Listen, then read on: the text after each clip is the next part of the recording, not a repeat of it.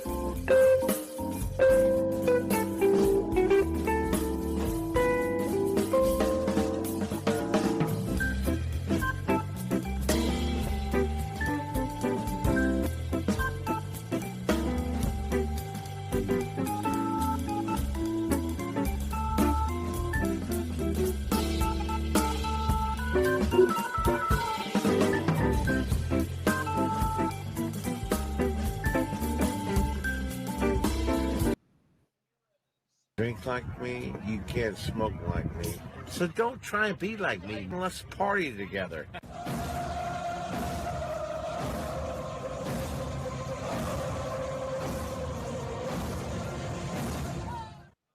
There's something kind of about a kid that's never played baseball.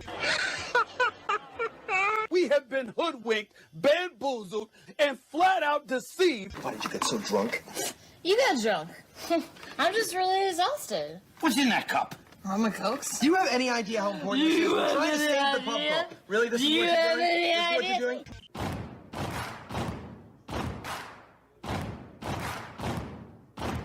Baseball is a beautiful thing. It's more beautiful in an old park. It's asymmetrical and quirky. But even in a dome with artificial turf, it's beautiful. The way the field fans out, the choreography of the sport, the pace and rhythm of it, the fact that that pace and rhythm allows for conversation and reflection and opinion and comparison.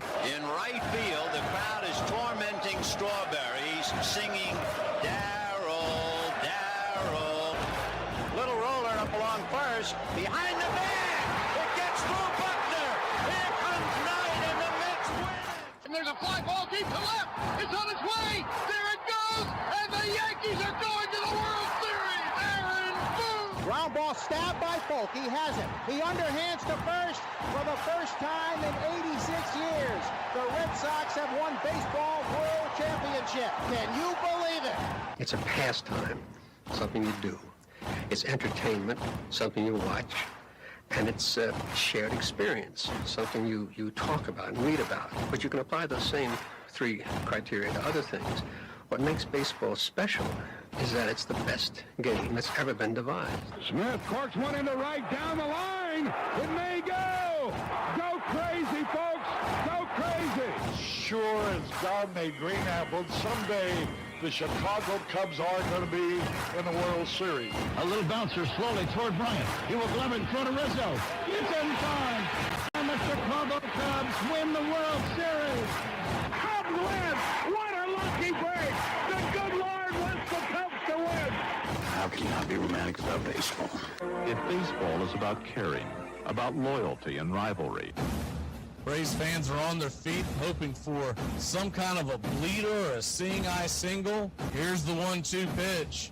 Fastball hit high and deep down the right field line. It's going back, back, back. Is it fair? Is it zip, boom, bam, it's gone!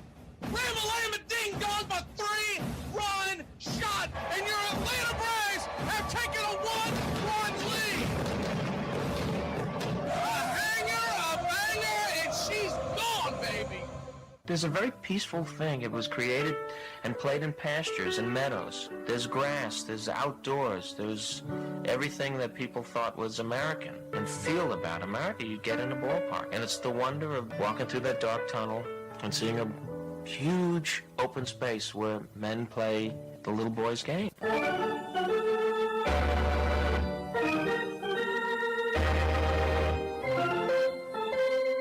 I believe in the Church of Baseball. I've tried all the major religions and most of the minor ones. I know things. For instance, there are 108 beads in a Catholic rosary and there are 108 stitches in a baseball. I prefer metaphysics to theology. You see, there's no guilt in baseball, and it's never boring. It's a long season and you gotta trust it. I've tried them all, I really have.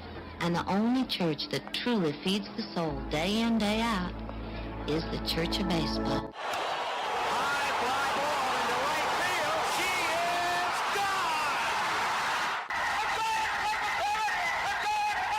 Swung line drive left field. 1 run is in. Here comes Reed. He's the throw to the plate. He is safe. You're in Braves country. If there's a bigger thing going on right now, I don't know what it is. We're down to 1 strike here. Gurriel, the last hope for the Houston Astros. Here's the 0-2 pitch. Swung on, bounced over to Dansby. Dansby fires it over to first, and here comes the dog pile. Fire the cannons in the battery. Do the chop all throughout Braves country. Pop that top. Your Atlanta Braves have won it all. Ladies and gentlemen, welcome. We direct your attention now to home plate. Please remain standing. We call your attention to our fans here today. They will be jointly directed. And now, another fixture. Our national anthem.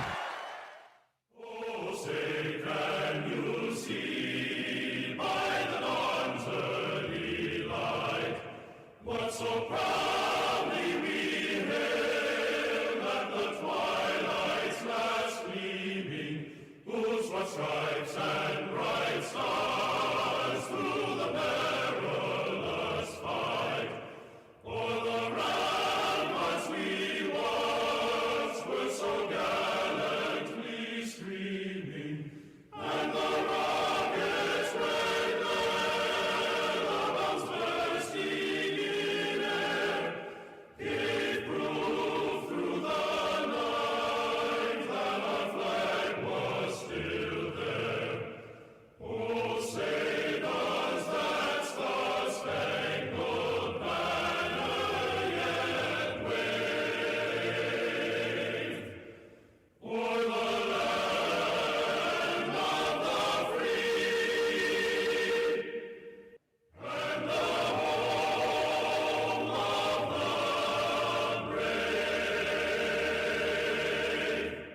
Play ball! At this time, ladies and gentlemen, we'd like to introduce today's teams as participants in this historic game.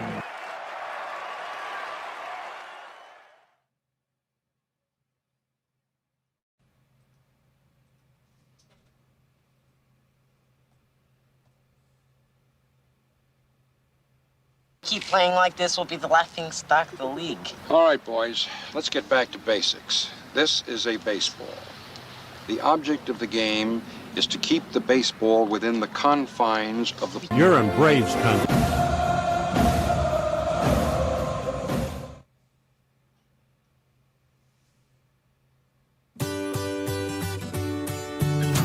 Hey, Braves Country, Mac McGee here for American Rebel Beer.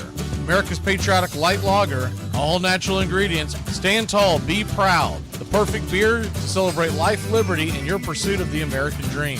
America's patriotic light lager, offering a crisp, clean, bold taste. Perfect beer to celebrate life, liberty, and your pursuit of the American dream.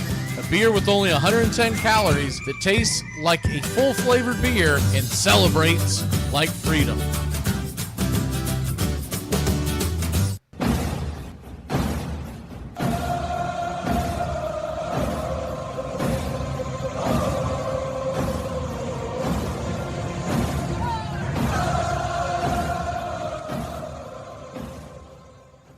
On a beer?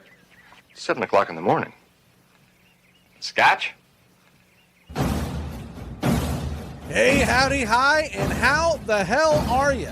Pull up an armchair, girls and boys, and join us for Braves Country Baseball. You're listening live as the Braves are on the road. We're set to bring you pitch by pitch, play by play of your Atlanta Braves. Hi, I'm Mac McGee. Here's your starting lineups for today's action. Leading off and playing left field for your Atlanta Braves, it's Jurickson Profar. 12 home runs, 37 RBI, 8 stolen bases, bang 268. Batting second, playing first, Matt Olson. 21 home runs, 76 RBI, 1 stolen base, batting 271. Batting third, the designated hitter, Ronald Acuna Jr. 15 home runs, 31 RBI, 6 stolen bases, bang 293. Ozzie Albies batting cleanup and playing second. 13 home runs, 60 RBI, 12 stolen bases, bang 236. Batting fifth, the designated hitter, Michael Harris II. He'll be patrolling center field with 17 home runs, 73 RBI, 15 stolen bases, bang 249. And Eli White is in right field and batting sixth. Book of Eli has 7 home runs, 30 RBI, 8 stolen bases, bang 234. Nacho Alvarez is batting seventh and playing third. He's got 7 RBI, a 237 average. Behind home plate, Sean Murphy, batting 206, still with 16 home runs and 45 RBI. Nick Allen is batting ninth and at short. The Gold Glove has 21 RBI, 8 stolen bases, bang 223. On the mound for your Atlanta Braves, it's Hurston Waldrop Day.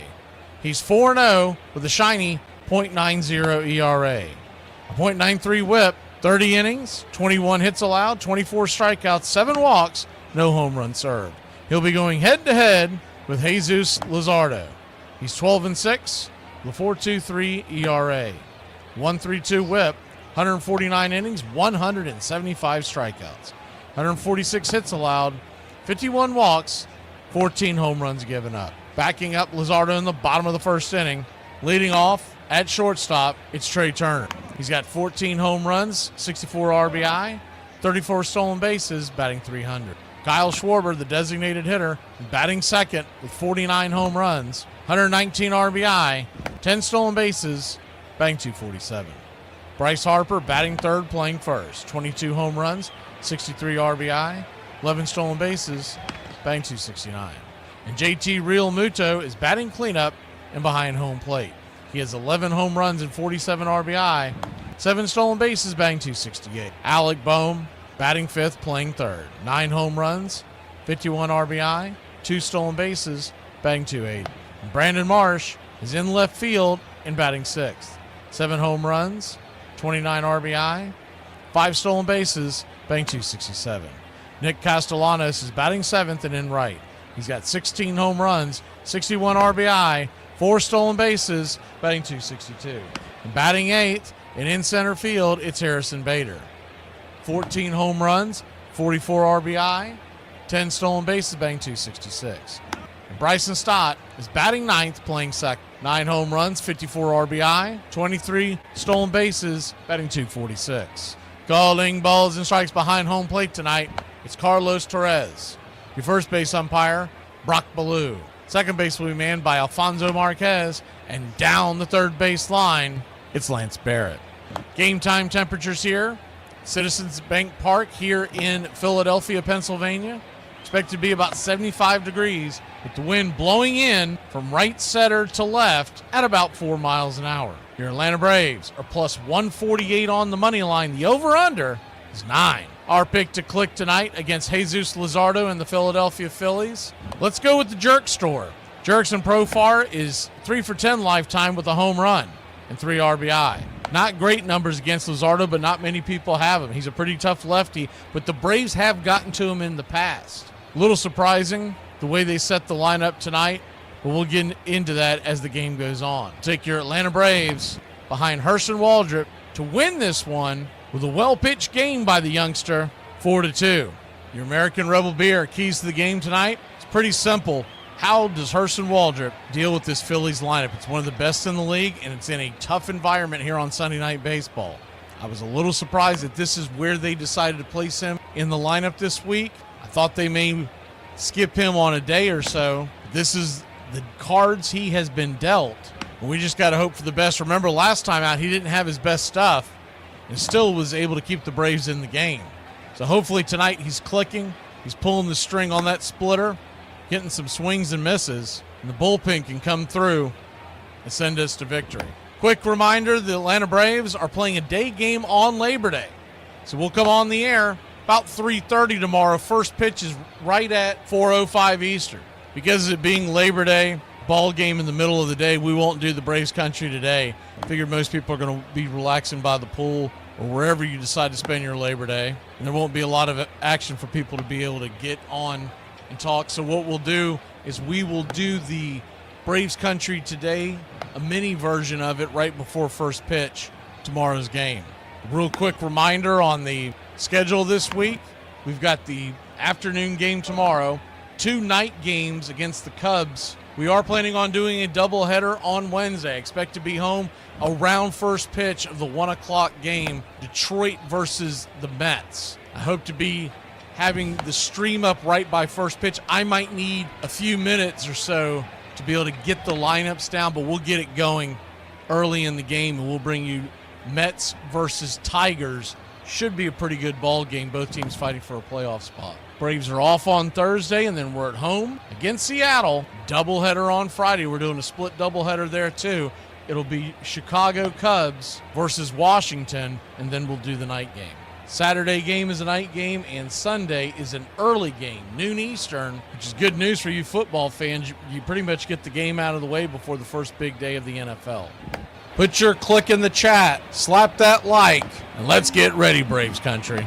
We'd like to thank everybody for choosing Braves Country Radio, and a special thanks to all the country club members. Please like on your way in and subscribe, set those alerts, and share Braves Country Radio to help build the crowd so we can continue to bring you the classic call of Braves Country Baseball. Well, it's about that time.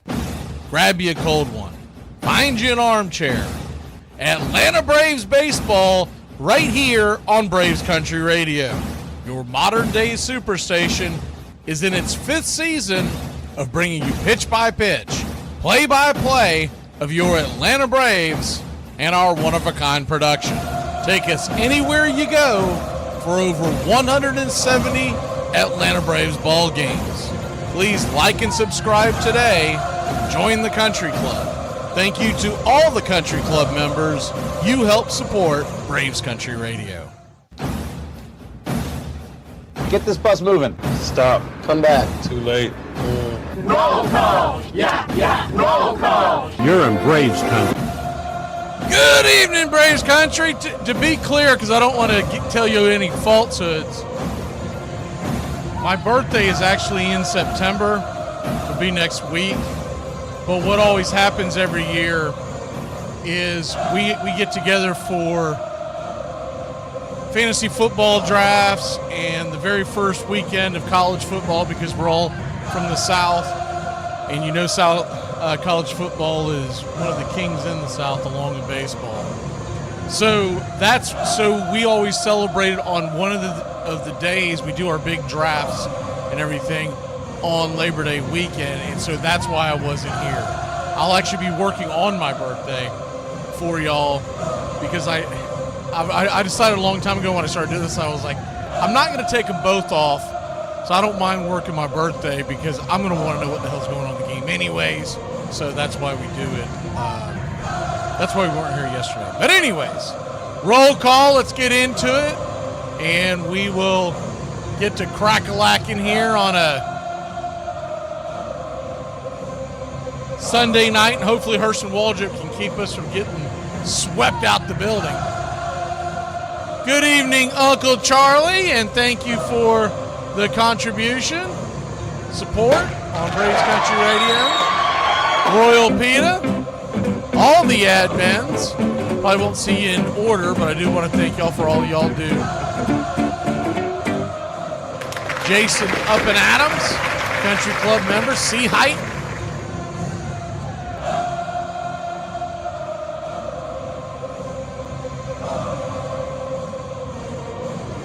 What you talking about, Willis? My man Nathaniel Brooks in the house.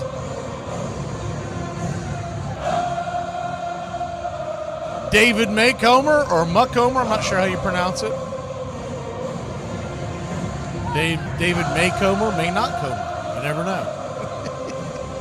Insert your own joke there. John. We've got Mark Ricky Ricardo in the house. Iron Lung. Justin Green Machine. James Fisher. Gary the Real McCoy.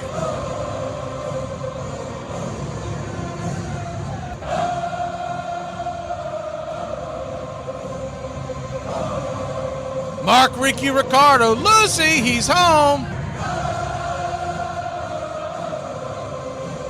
You already got what you talking about, Willis, but we'll give him a shout out one more time. Trina! I might have missed a bunch of y'all before I try to go up here for a second and put the roll call in. I don't really know what time this game starts. It says 7 on ESPN, it says 7:10 on MLB. So we're going to take a real quick break. Want to make sure we shout out to Joyce Robledo in Mexico. And scroll back here real quick and see if there's anybody else that I may have missed. I don't see them. We missed you. Jump in the chat, and we will hit you up when we return. We'll be back in a flash here on Braves Country. Hey, Braves Country, Mac McGee here for American Rebel Beer. America's patriotic light lager, all natural ingredients. Stand tall, be proud. The perfect beer to celebrate life, liberty, and your pursuit of the American dream. America's patriotic light lager, offering a crisp, clean, bold taste. Perfect beer to celebrate life, liberty, and your pursuit of the American dream. A beer with only 110 calories that tastes like a full-flavored beer and celebrates like freedom.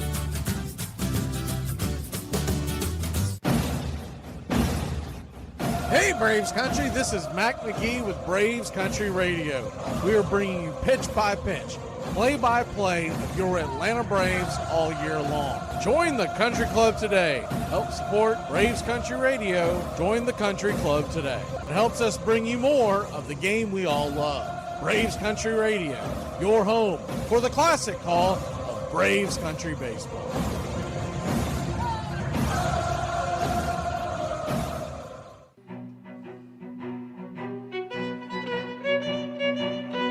Hey, Braves Country, Mac McGee here for American Rebel Beer.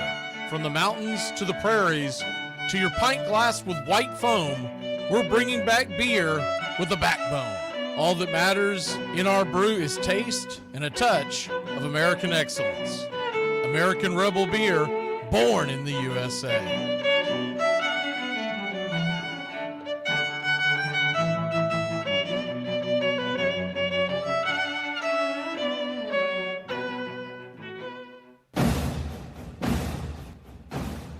Ladies and gentlemen, we interrupt our program of dance music to bring you a special bulletin from the radio news. Sit quietly and we will control all that you see and hear. There is nothing wrong. You are about to participate in a great adventure. You are about to experience the awe and mystery. You unlock this door with the key of imagination.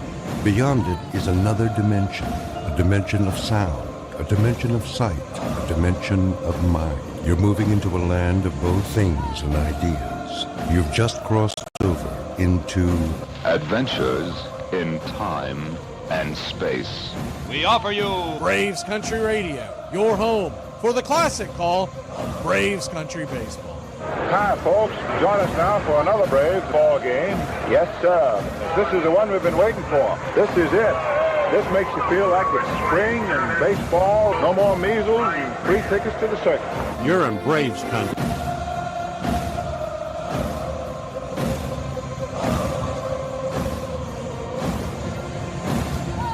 This is a reminder, disorderly conduct will not be tolerated. Please respect your fellow fan and refrain from any unruly behavior. Failure to comply with these guidelines will result in ejection.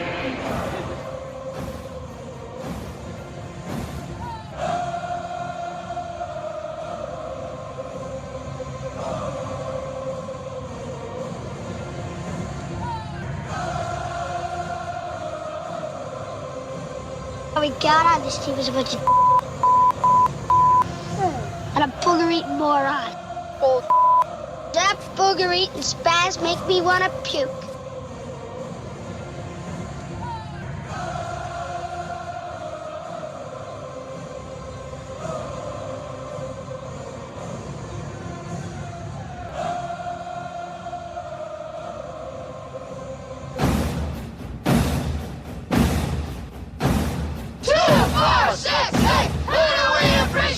You're in Braves country.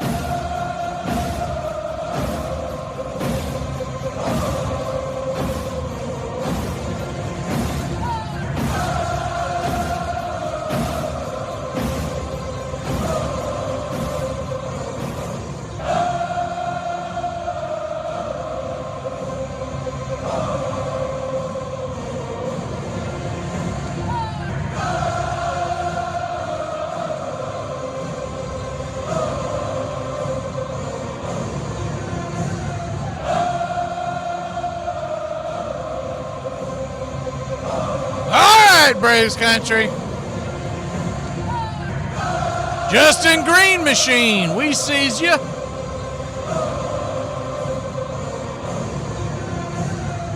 I think I've gotten most of the people, but if I missed them, I'm trying to scroll up.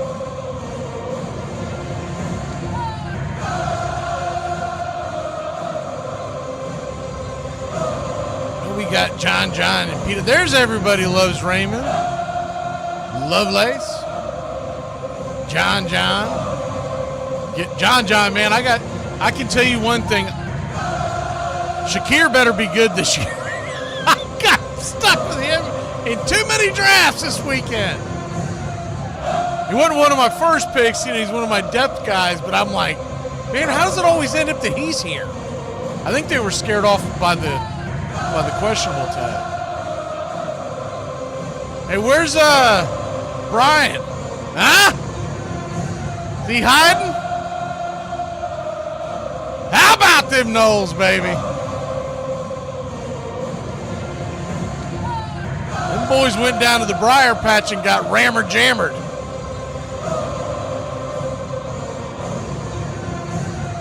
They found out when you get into the deep south, it's a little hotter than it is up in Alabama. Up there in Greenbow, Alabama. I still think Alabama's going to have a good year. I wouldn't be too worried about it if I was a Bama fan. That place was electric yesterday. They just renovated the whole place. If people didn't see it, if you're locked into other stuff, so many celebrities, both football and non-football Florida State graduates were there. I mean, that place was rocking. I thought I saw a funny tweet that said that I guess the ACC has come out and said that if you charge the field, it's $50,000 fine. Starting this year, will Florida State charge the field on the first game? And someone tweeted out, they said, that check has never been written so fast with a bigger smile for $50,000 fine in their life.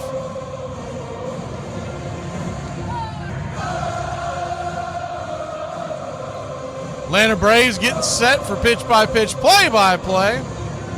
Like I said, the last couple of times we've done ESPN games, a couple of times they started like right at 7, and tonight it looks like they're going to actually be around the 7:10 spot. Waiting for them to come back. They were doing a ton of interviews, player interviews, you can tell were pre-recorded. It scared me at first because I thought maybe it was delayed.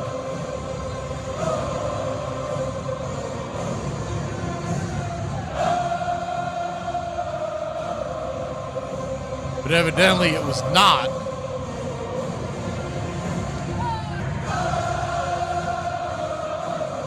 Usually when they do those in the dugout interviews going up to first pitch, it's the first sign that Atlanta hasn't told everybody that it's going to be a rain delay. So I'm so used to that. But evidently, I checked the weather. It's supposed to be a pretty night there in Philadelphia, which I'm glad. I want to see Herschel Waldrop pitch. I know we've had a rough year, but we've had a rough weekend. But I'm ready, man. I'm ready to see them put one on tonight. And Jesus Luzardo, he's a nasty left-hander, but he has struggled here in the back stretch of the year, and the Braves have gotten to him from time to time. He's thrown some very good outings against the Braves. Remember, he used to be a Miami Marlin. So the Braves are not unfamiliar with Jesus Luzardo. He's a nasty lefty. Phillies will be on defense first, left to right. It'll be Marsh, Bader, and Castellanos. Around the horn, it'll be Bohm, Turner, Stott, and Harper. JT Realmuto behind the plate tonight, and Luzardo on the bump.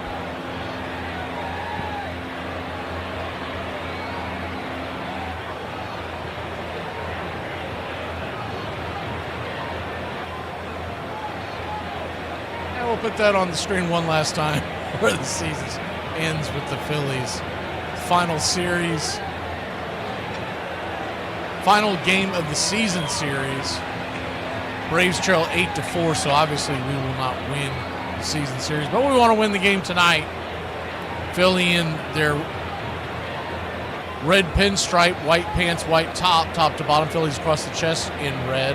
Red ball cap, the white P representing the city of Philadelphia. And we are just about set for pitch-by-pitch, play-by-play of those Atlanta Braves. Or should I say Boston Red Stockings, Boston Bean Eaters, Boston Doves, Boston Rustlers, the Boston Braves, the Boston Bees, and then back to the Boston Braves before they became the Milwaukee Braves and then the Atlanta Braves.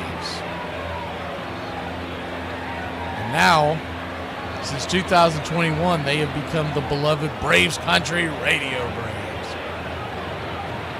Luzardo is firing his final warm-up pitches. It looks like they've got their act together tonight. It's going to be starting off out the gate. Usually you got to get a couple of pitches in. Luzardo firing the final warm-up tosses.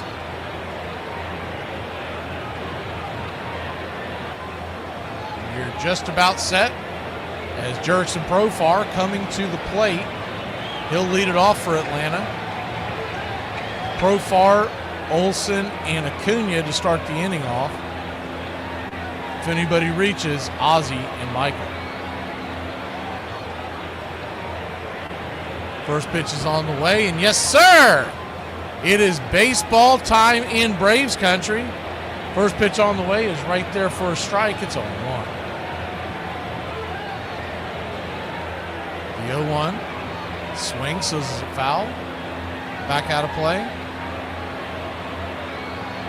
It's 0-2. So an 0-2 count.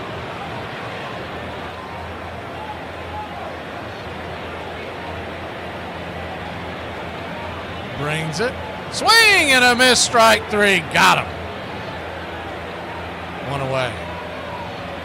Nasty slider there down on the inner edge.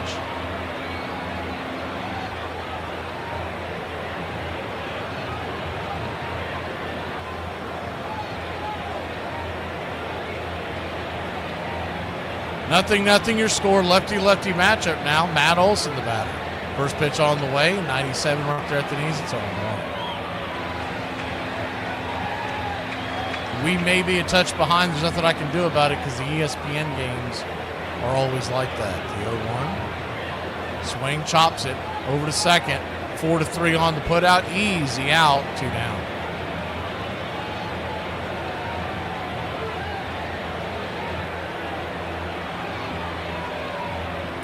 Two down.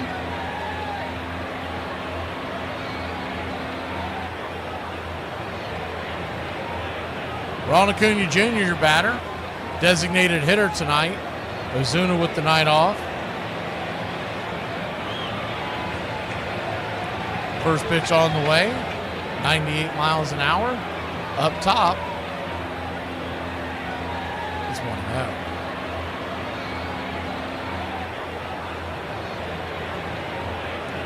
The 1-0. Kicks and fires.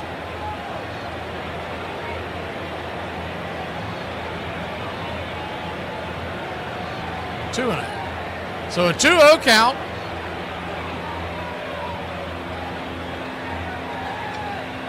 $87-mile-an-hour sweeper on the edge, 2-1.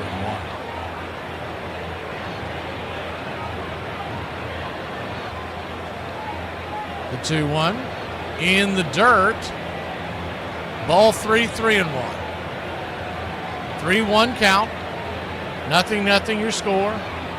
Luzardo brings it, swing, dribbles it up the middle, and it should be an easy 4-3. It is.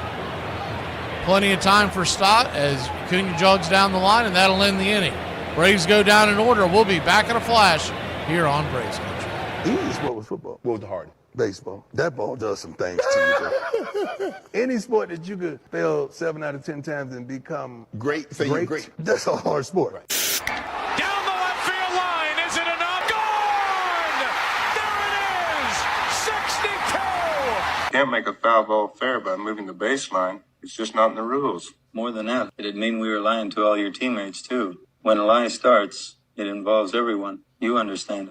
I didn't mean it to be so bad. Swung on, there she goes! Number 62! Move over, Big Mac, you got company! Everybody boots one now and then. That's right. What am I gonna do? There's only one thing you can do, and that's face up to what you've done. Deep to right field! Way back! Is this the one? There's a new record holder! Every man has the responsibility for what he's done. If what he's done's wrong, then he must undo it. It's time for number 7. Through his first 10 big league seasons, Alex Rodriguez was considered to be a superstar shortstop. But when Alex joined the Yankees in 2004, he had to make the move to third. His prowess with the bat is why he's on this list.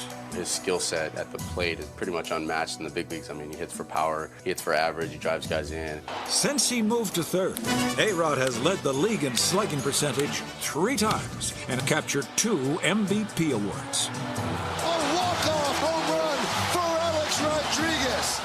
In his 2007 MVP year, he set records for third baseman in both home runs and RBIs. He's done it again! Simply amazing! And in 2009, he added to his resume with a postseason filled with clutch performances. And a game-tying home run in the 9th inning!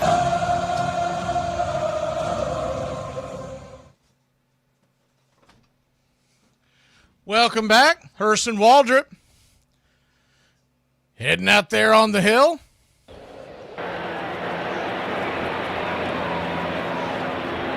Right-hander is 4-0 with a .90 ERA. He joins Fernando Valenzuela, Shota Imanaga, and along with Herschel Waldrop, rookies with 4 wins and an ERA below 1 in their first 4 starts. The 0-1 pitch to Turner is outside wide, cutter misses. 1-1. Righty-righty matchup. 1-1. Swing, bangs it foul down the line. It's 1-2.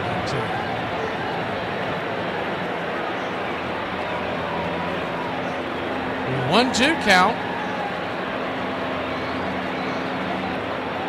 Waldrop brings it. Swing and a miss. Strike 3. Smoke him if you got him. He got him. 1 away. Remember, Herschel Waldrop struggled with the strikeout pitches last time up. The last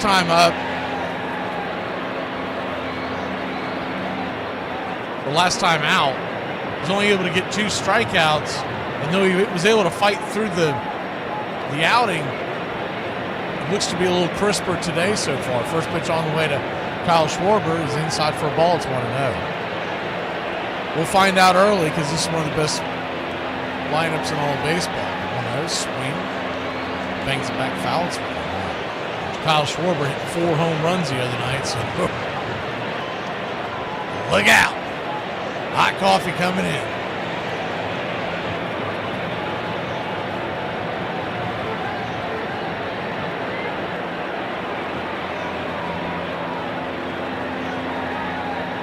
One count.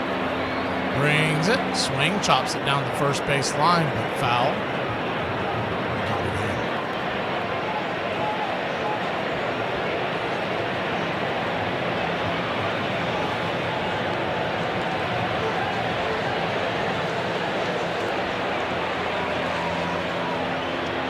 1-2. They go around. They check down the line. He did not, said third base umpire Lance Barrett. Close call, but didn't give him the benefit of the doubt. The 2-2. Swing and a miss. Strike 3. Yak. Sit him down, Joe. My fingers are sore. 2 down.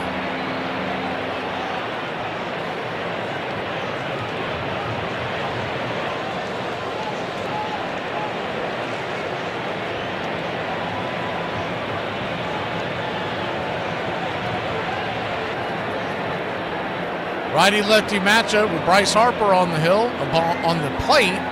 Waldrop on the hill. First pitch on the way is a splitter down and in. It's 1-0.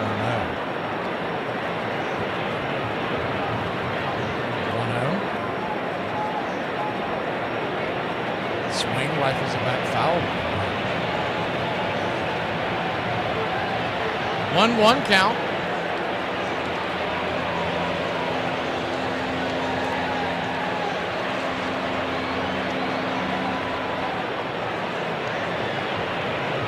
Pitch on the way is a curveball outside wide. Ball 2-2.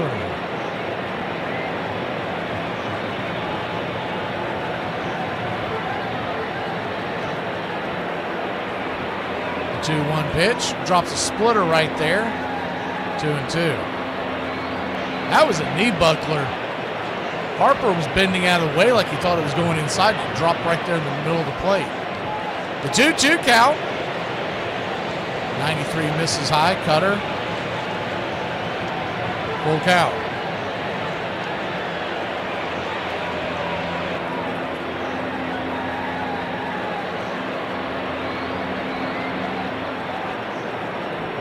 Full count from Waldrop. Swing! Chops it hard on the ground over to Ozzie. Ozzie's got it. Flips it to first. And just like that, 1, 2, 3, 2 strikeouts for Waldrop Gumdrop. We'll be back in a flash. Call me fat. Cool. Now call me ugly.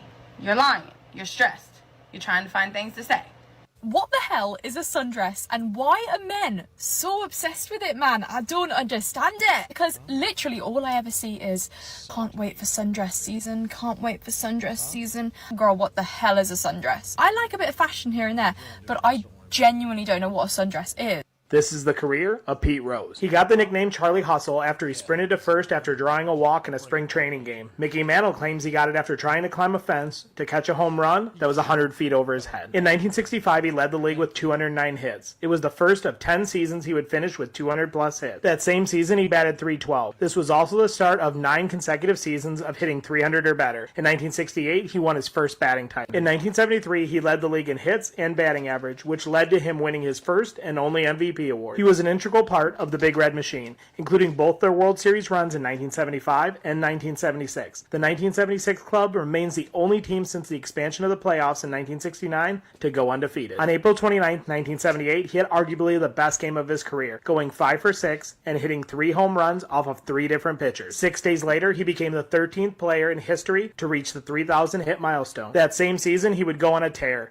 getting a hit in 44 consecutive games to tie Willie Keeler's National League record. In 1984, while a member of the Expos, he joined Ty Cobb as the only players with 4,000 hits. That same year, he returned to the Reds and was immediately named player manager, the last one in Major League Baseball history. The very next year, he became the all-time hits leader when he singled off of Eric Shaw for his 4,192nd hit of his career. He retired in 1986 and would go on to manage the Reds until 1989. He currently holds or shares at least 18 different baseball records. Do you think he belongs in the Hall of Fame? Braves Country Radio, your home for the classic call of Braves Country Baseball.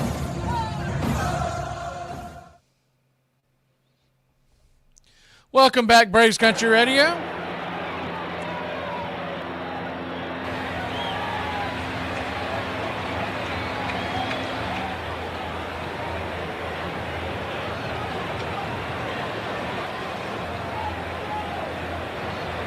First pitch on the way from Luzardo to start the inning is right there. Sweeper down and in at the knees.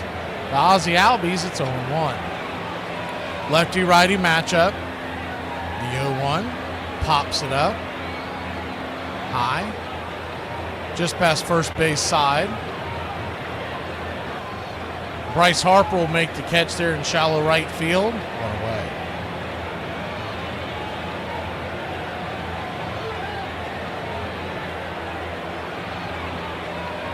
Digging into Uncle Charlie's baseball cards that we've gone through a few times. Found some interesting ones as far as, like, I really don't remember Scott Brocious being in Oakland A. First pitch on the way to Michael Harris II is right there for a ball inside. He bends out of the way. It's 1-0.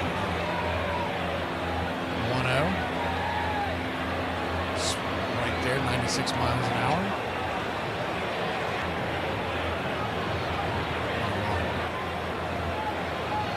1-1 count.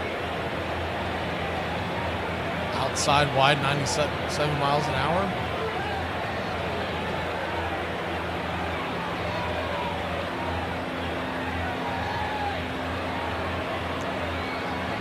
Two-one to Harris. Swing, chops it foul down, hard down the first base line. Those of y'all may be too young to remember Scott Brocious. I mean, he was a pretty darn good third baseman and a valuable part of that Yankee dynasty in the late 90s. Slider, swing and a miss. Strike 3, 2 down.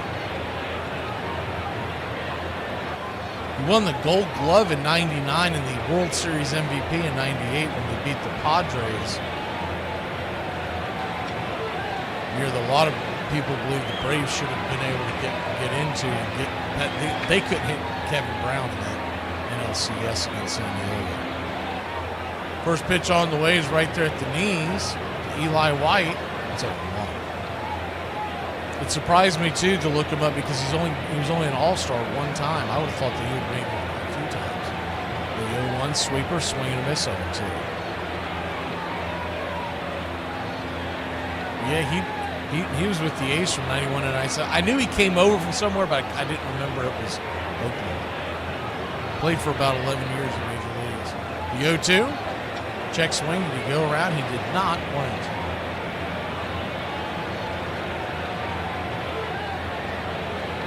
1-2 count. Braves nothing, Phillies nothing. Kicks and fires. Swing, drops it up the middle. Turner's got it. It's got to hurry. Here's the throw, and just gets Eli White in time. We'll be back in a flash here on Braves Country. 0-0 your score. What a f***ing night. Get your keys. Get your keys. Get your keys. You got a piece of cutter. I don't know who needs to hear this, but check it out. Tell me if I'm lying. It's nothing more sexier than a woman touching her lips together and shutting the up. Hello, I'm Brooks Robinson. As third baseman for the Baltimore Orioles, I guess you might say I should know something about hot corners. He sure did. For 23 seasons, Hall of Famer Brooks Robinson was the Orioles' third baseman, where almost nothing got by him. Plug in the biggest vacuum cleaner you could find and just turn it on, because everything that was hit close to it sucked it up. Brooks Robinson of the Orioles is such a magician with his glove that they call him Mr. Impossible. My first year in big league camp, I saw him taking ground balls, and it looked like they hit 100 ground balls at Brooksy. His uniform was all dirty, and I went up to him and said, "Hey, Brooksy, you got 7 gold gloves. Why are you taking all them ground balls?" And he said to me, "Son, how do you think I got those 7 gold gloves?" Brooks went on to win an incredible 16 straight, reflecting his stature as the best defensive third baseman of all time. Mr. Impossible grabs it for a dazzling play. But he also won an MVP award in 1964 when he hit .317 and banged out 28 home runs. A member of 18 All-Star teams, he was someone you could count on in the clutch. And Robinson certainly did step up his game in the playoffs, helping lead the O's to the World Series 4 times, where in 1966, they won it all. In the 70 Fall Classic, he hit .429 and was the series MVP. Join the country club today. You'll have access to badges, one-of-a-kind emojis to display your Braves pride throughout the ball game. Help support Braves Country Radio. Join the country club today.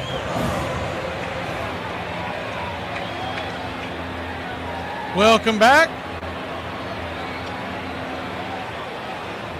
Good to see you, Iron Lung. I thought I got you in the pregame, but maybe I didn't. Roll call. Maybe I didn't.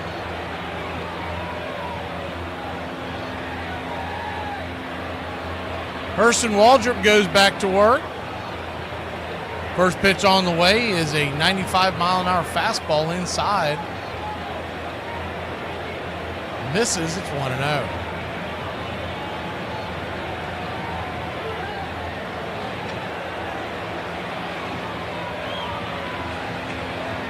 Cutter. Right there for a strike. It's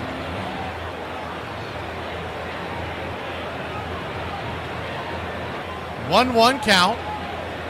Brings it. Just grabs the bottom of the zone, but did not get the call to him. Home plate umpires Carlos Torres.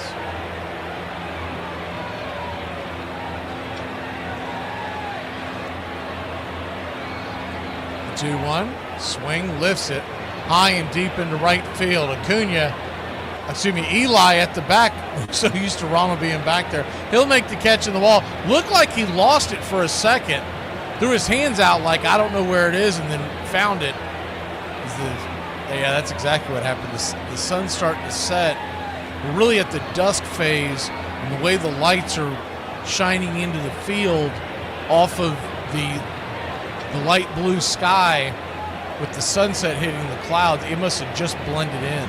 They just showed a pretty good pic of it. And you kind of understand why he was like, oh, never mind, I got it. First pitch on the way to Bohm is right there inside for a ball. It's 1-0. 1-0. High inside. Hey, hi-ho, get out the way. 2-0. Found another one in here is Oral Hershiser. It's not like an actual card. It's like one of those superstar cards that they would throw into a pack. As the cutter bangs it down the line, foul. So 2-1 count.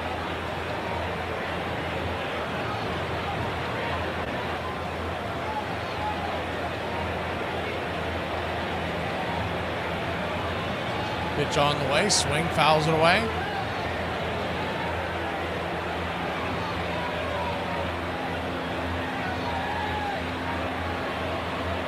Two to Bohm.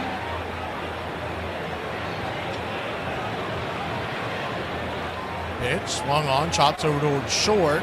Nick Allen's got it, fires it across the diamond. A laser cutting that diamond. 2 down.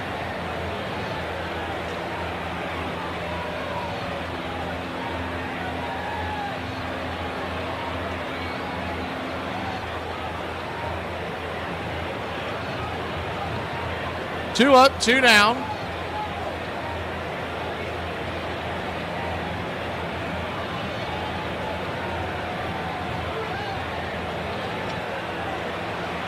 First pitch on the way, swing, foul, drives it into center field, coming around, making the catch, cutting it off at the pass is Michael Harris. 75% of this world is covered by water, the rest by Michael the Hawk Harris. We'll be back in a flash. This story is crazy. The mom from the movie Little Big League. Her name is Ashley Crow, also known as Ginny Haywood in the movie. Well, almost 30 years later, Ashley Crow is now the real-life mother to a Major League Baseball player. The Cubs' #1 prospect, Pete Crow Armstrong, was called up to the big leagues and is set to make his big league debut. And his mom, Ashley Crow, is now a mom to an actual big leaguer. Pretty cool. Where the hell have you been, soldier? Training, sir! Training, sir! What kind of training, son? Army training, sir! Number 5. As far as the best pure hitter that I ever covered, hands down, it was him. Boggs drilled it right to the vacated spot. He could do anything with a bat at any time. I'm not so sure that man couldn't get a hit if they turned the lights out in here. He could place a ball like he had a pool cue in his hand. Watch him go with the pitch. He was going that way all along. Facing Wade Boggs, you just pretty much try and throw the ball down the middle with some movement. Hopefully he hits it at somebody. Just an amazing talent. With 5 batting titles to his name, no third baseman has a higher lifetime batting average than Wade's .328. He would run his sprints before the game at the same time. He ate chicken every day at the same time, and his swing was the same every day. He's the first player since 1900 to have 7 straight 200-hit seasons. He seldom ever wasted an at-bat. He would work the pitching count, he would work the pitcher. If he didn't like the pitch he was getting, he could literally foul off ball after ball after ball after ball. After Boggs joined the Yankees later in his career, he captured 2 Gold Glove awards. Outstanding play by Wade Boggs. And in his 15th big league season, he won his first championship. When he moved on to Tampa, Wade made baseball history. 3,000 base hits for Wade Boggs, and he hits a home run to do it.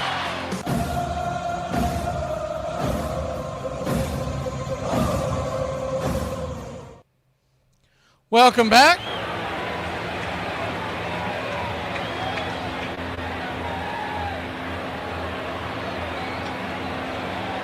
Retro says he's been buying cars since '84. Yeah, they are fun to look at. Like, even if it's not something that's worth something, they're fun to look at. So I thought it'd be good to look at, especially towards the back of this season when we're flopping around trying to stay out of last place.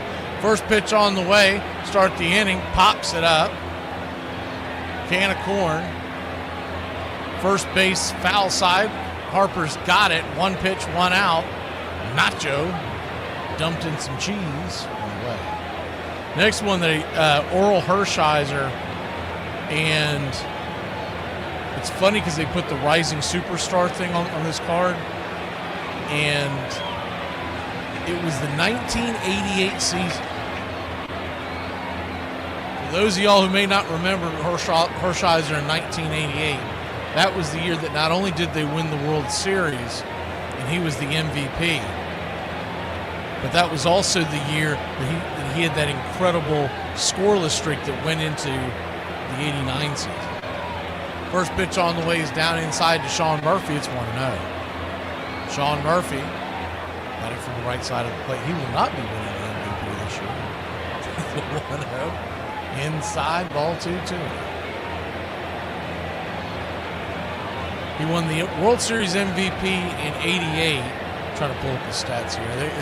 That was the biggest thing that I jumped off of, is the four-seam fastballs down and in. 2-1 count to Murphy. Jesus Luzardo. The 2-1 swing. Rolls it over to the short. Should be an easy 6-3. It is. 2 down.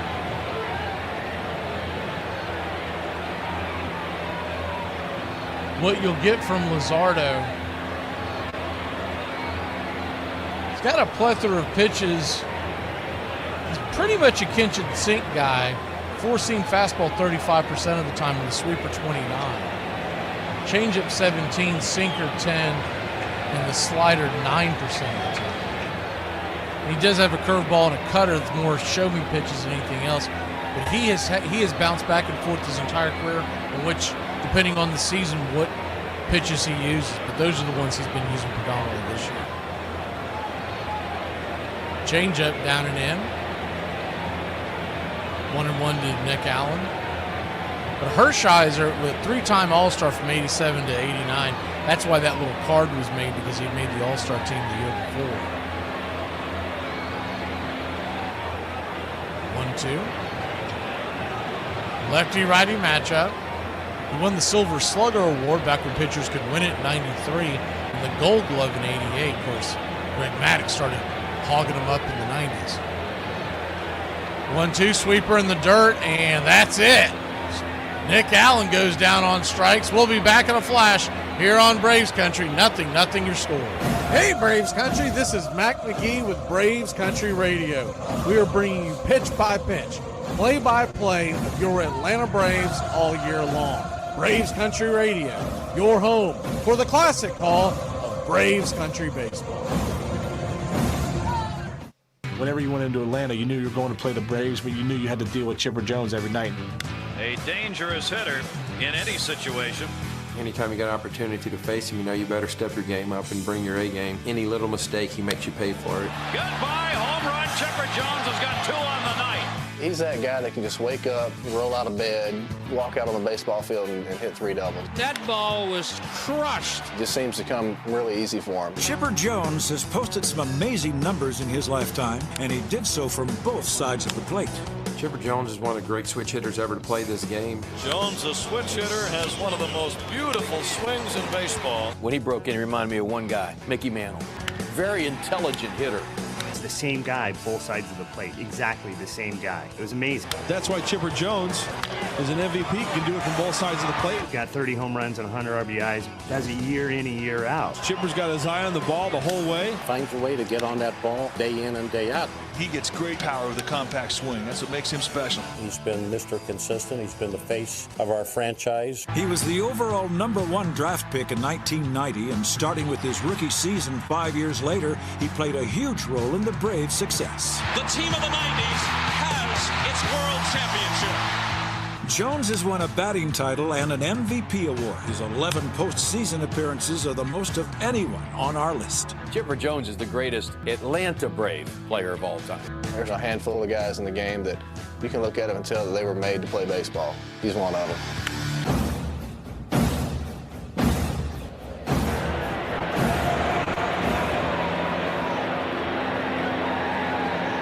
Welcome back.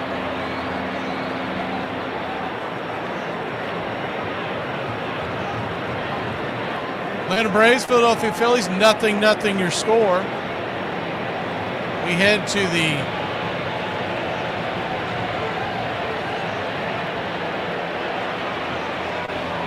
bottom of the 3rd inning.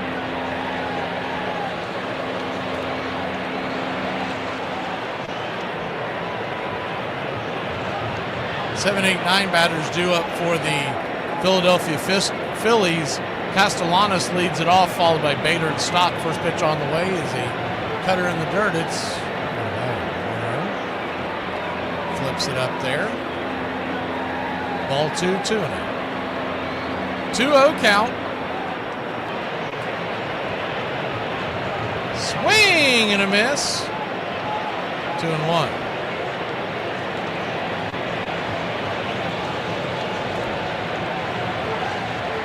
The 2-1 pitch. This is back foul. 2-2.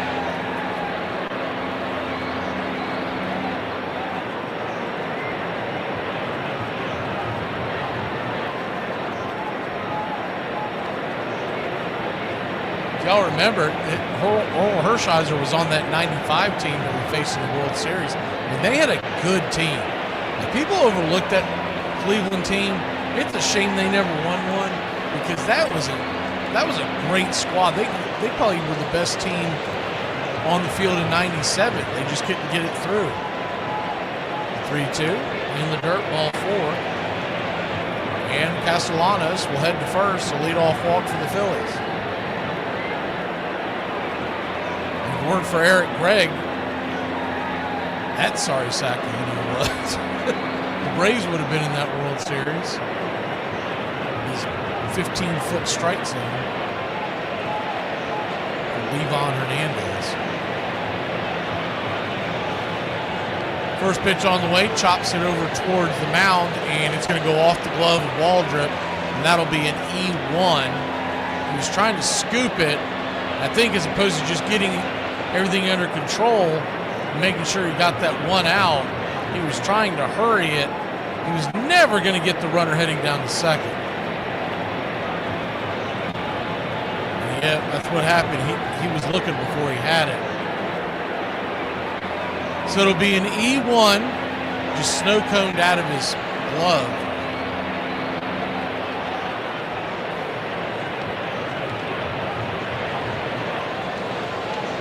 I really don't even remember Hershiser playing for the Giants in '98. I do remember with the Mets and the Dodgers in his career, but I don't remember him in the '98 Giants.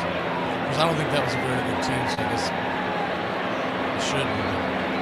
Hershiser ended with 3.48 ERA and 204 wins.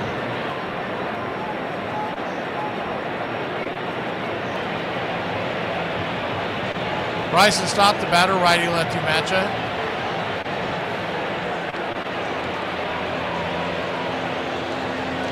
First pitch on the way, 96 at the knees.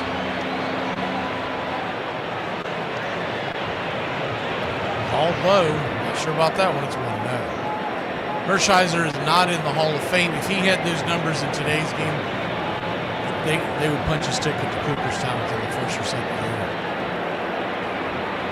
Up top for a strike. You're not going to see a ton more 200-game winners in Major League Baseball. The way the game has changed, unless it does a complete reverse, and I just don't see that happening. I don't know about y'all, but I don't see how it's going to reverse that way. The 1-1 count.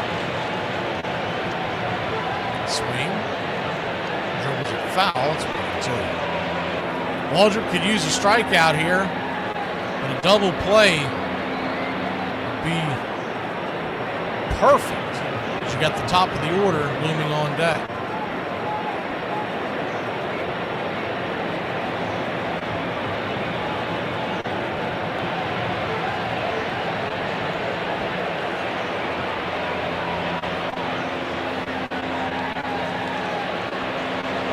Braves nothing, Phillies nothing. Nobody out, 2 on. The 1-2. Just got a piece of it to stay alive. He swung over the top of it. Got like a stitch or 2. Knocked it off his instep. We'll do it again.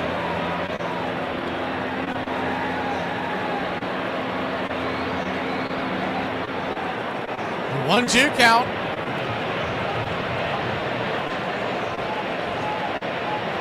Swing and a miss. Strike 3. Yak 'em.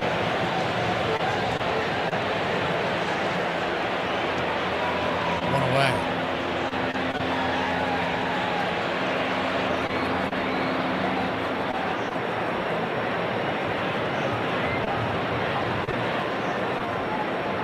That'll bring Trey Turner to the plate. He's going to be hard to double up with his speed.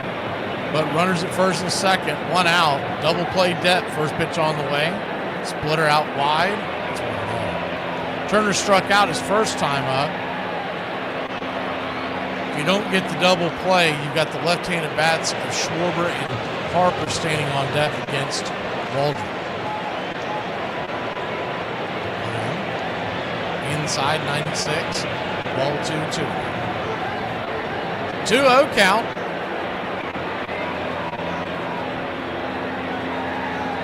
Braves and Philly, scoreless, bottom of the third. Infield back into the left. 2-0, swing, rifles back foul.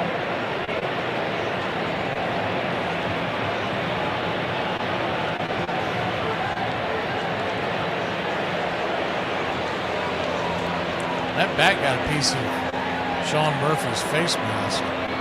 Just noticed that on the replay. Just kind of nicked the top of it. Turner immediately went back there to check on the 2-1 inside. It's not against any rules. You don't get a strike or anything like that, but it is considered bad sportsmanship to not turn around and check on the catcher afterwards. The 3-1, swing, bangs it down the line, foul. I can't remember what team that was. We played in 2022, I believe. And Ozuna kept smacking the crap out of catchers in that series. And there was almost some fisticuffs. It wasn't Philly. I don't even think it was a divisional rival, but I remember it was a thing. Payoff pitch, swing, just got a piece of it. Full count to Turner, standing on deck. Is that man? Future Atlanta Brave Kyle Schwarber. What do I want for Christmas? That's what I want. I want our DH to be Kyle Schwarber. The payoff pitch, swing, late, lifts it into center field. That's down for a base hit. Here comes the throw from Harris. They're going to slam on the brakes. Go station to station. They don't want to run out of the inning with Kyle Schwarber coming to the plate. So Schwarber coming to the plate now, the second time through the lineup, so they've all gotten a look at Waldrop. The bases are loaded. One out. Just looking to keep the damage to a minimum here. Schwarber sitting on 49 home runs. The next one is 50, and the crowd knows it. They come to their feet. First pitch on the way. Right there, splitter on the outer edge. It's a home run. Righty-lefty matchup. The infield. Back and to the right.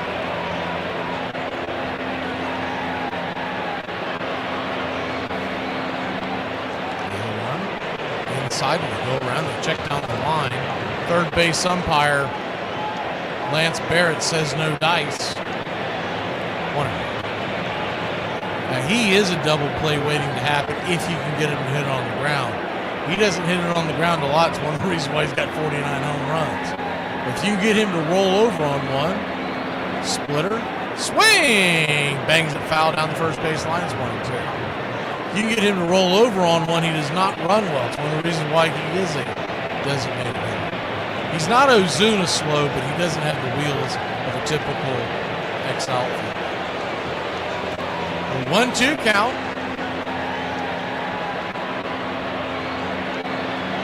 Waldrop comes set. Caught! Look at strike three. He got caught watching the paint dry. Dropped a splitter in on him. 2 away. Yak!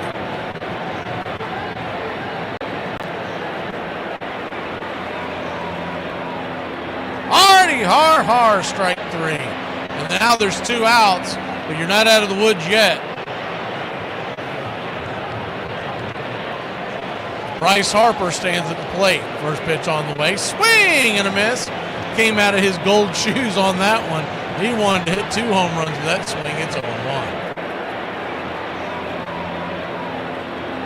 0-1.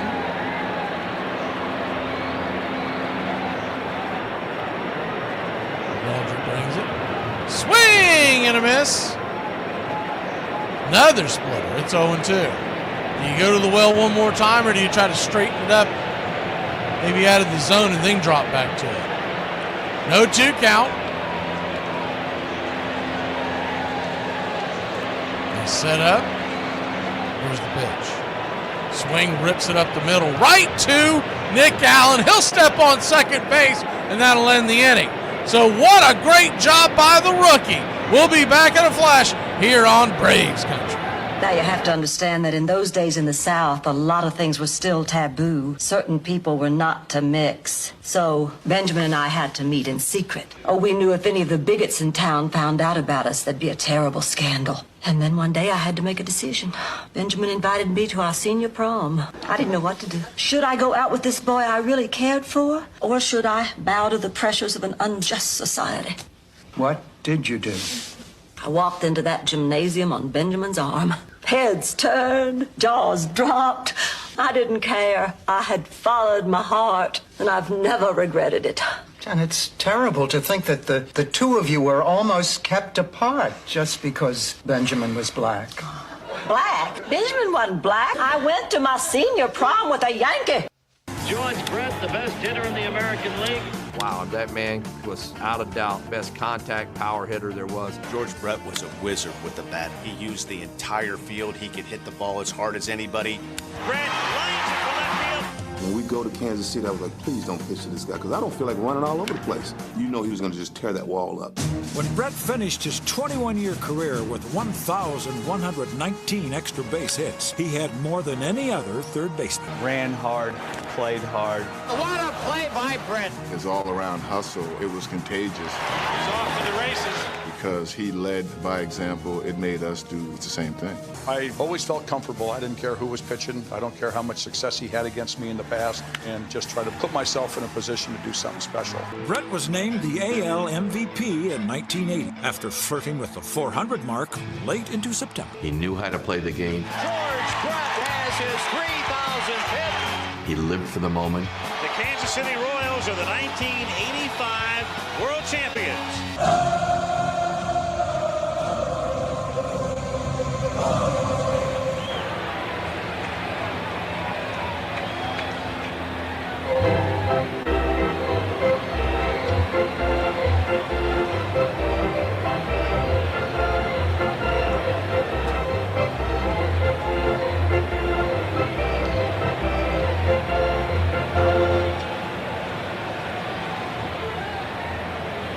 Welcome back.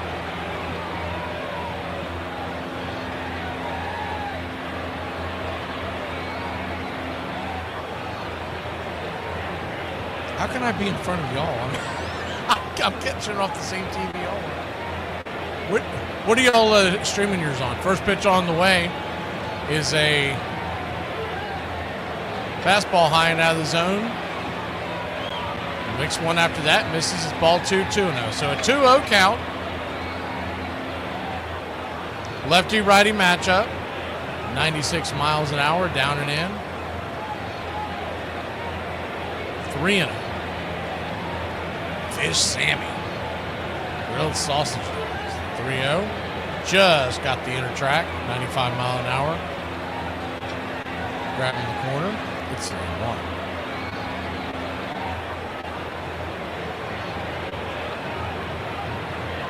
The 3-1 count. Swing pops it up back out of play. 3-2. Oh, YouTube. I guess just pause my audio. It should. That's what I've always done with stuff. I used to have YouTube TV. The payoff pitch, swing, chops it down the line foul. So, I mean, all you got to do is pause our audio and it'll sync right up.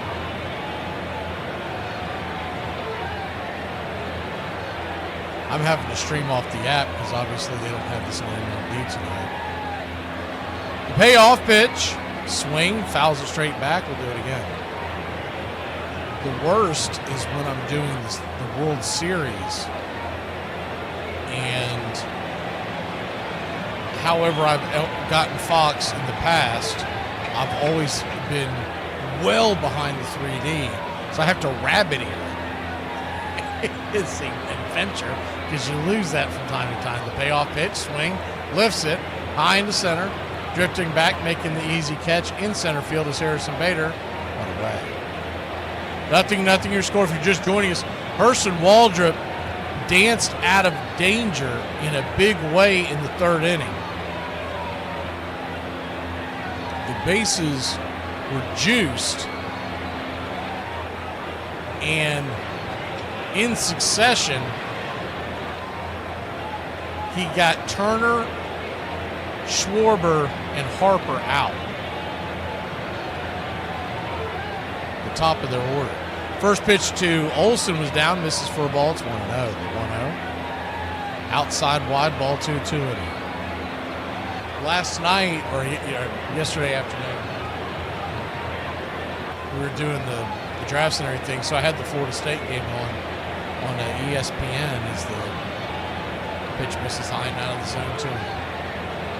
And I made it maybe 5 minutes of listening to Jesse Palmer, that other idiot, bloviate about Alabama. I was like, man, I'm done. I can't do this.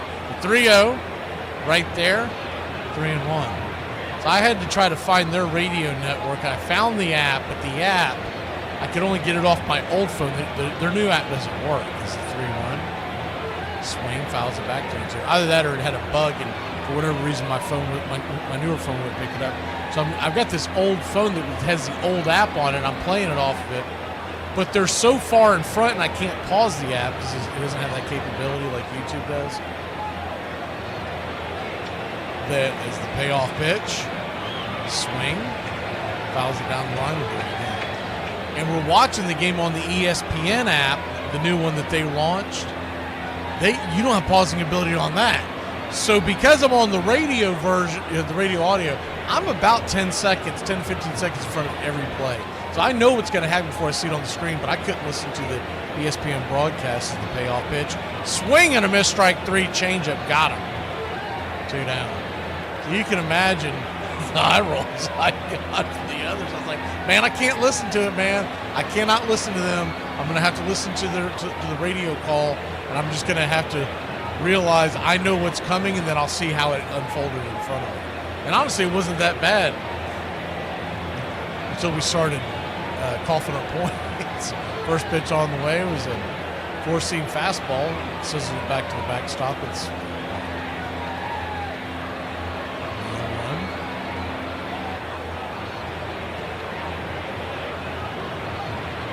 Lefty righty brings it. Swing, drops it foul. It's 0-2. Trying to keep an eye on the Braves game, but that was during one of our dress where I have to really be paying attention. It's not online or anything. So, I mean, it looked like Chris Sale looked pretty good last night from what I could see, the 0-2 and the dirt runs. Planning on rewatching it on Thursday on my off day from the radio because I really want to see what it looked like. I didn't think we were going to score many runs on Christopher Sanchez anyways. And then I saw by the time we got to the late innings, I saw the debacle of what they did with the bullpen. And that was just like, all right, we're going to chase wins around here. The 1-2.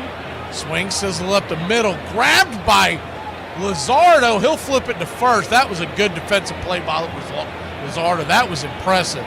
Braves go down in order. We head to the bottom of the fourth. Still scoreless. The Braves have not gotten a hit. Did you have one of these when you were a kid? Nerf football, yes, of course. Yeah. I thought it was pretty cool because you could throw it in the house and, you wouldn't break things. I could throw it. I could catch it. I could have been a contender with this. Brings back a little memory. Remember the smell of this thing? I kind of remember when these first came on the scene, like mid-'70s, late 70s or something like that. This was a big part of my childhood. Nerf football, man, was one of the, I probably had 4 or 5 top toys in America. Nerf football should be number 1. What a great invention, right? NFL player invented the Nerf. Come on. Who? Fred Cox. He invented the Nerf football? The kicker? For the old Vikings kicker? Number 2. Number 41, the strong man of the Milwaukee Braves, Eddie Matthews. That guy was strong. Matthews mashes one that looks like it's never going to stop. He impressed me. When When I saw him for first time, wow, what a ball play. Eddie Matthews drilled it hard to right. Simply put, Eddie Matthews took the notion of a slugging third baseman to another level. His power hitting was legendary. Before Matthews, the most home runs a third baseman ever hit was 192 by Al Rosen. Matthews hit 190 home runs by age 24. The 12-time All-Star led the National League in home runs in 1953 and 59 as he blew by many of the great power hitters of the past. Matthews, through age 30, was one of the top 3 or 4 sluggers in Major League history. He had just a beautiful swing, maybe a perfect swing. It all led to all the home runs that he had. But when you think about the 512 home runs, I mean, you think about his bat, but he more than held his own with the glove. When the Milwaukee Braves won their only World Series title in '57, Matthews' glove work was the clincher. Matthews makes a miraculous backhanded stab of the ball, and the Milwaukee Braves are the new world champions. Braves Country Radio, your home for the classic call of Braves Country Baseball.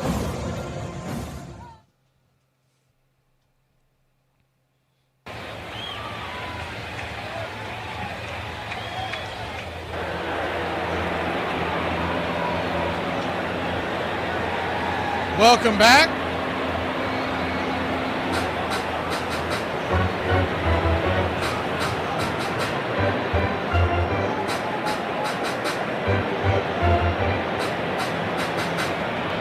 First pitch on the way is a curveball. Teardrop at the knees to the right-handed bat. JT Realmuto, it's 0-1. 0-1. Swing, rifles it. Off his instep, it's 2. Braves have been perfected so far by Luzardo. He's a perfect game going. You're just joining us. No hits and no walks allowed. He has struck out 4. Waldrop has gone 3. He's given up 2 hits, a walk, and 4 strikeouts, but it's 0-0. That's the big number, right? The 0-2. I believe I saw that Waldrop's already passed his number out in Vegas tonight, the 0-2 in the dirt one. So I believe I saw it was 3.5, and that comes from the week before when he went out for his start, he had struck out quite a few of his first few outings. He was like 5.5. He only struck out 2 last week, and so you get that dip in the market. The 1-2 swing and a miss, strike 3. Hardy, har, one away. That is his 5th strikeout of the night. He's well past that number. I think Luzardo's was plus 5.5, and I think it was plus money.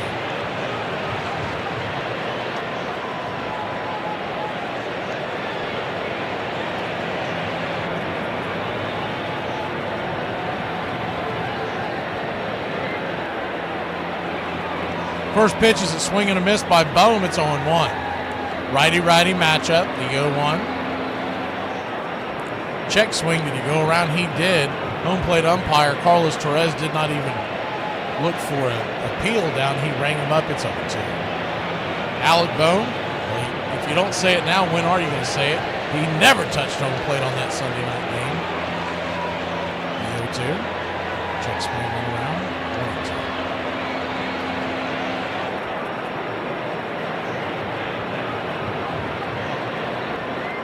1-2. 1-2 count. Always get it mixed up in my head what season that was. I feel like it was 22. Playing that long. 1-2. Chops it over to Nacho. Fires it across. 5-3. 2 down. If anybody knows, put it in the chat. That Sunday night game, beginning of the year, Braves Phillies, and they awarded him with the run that represented the winning run.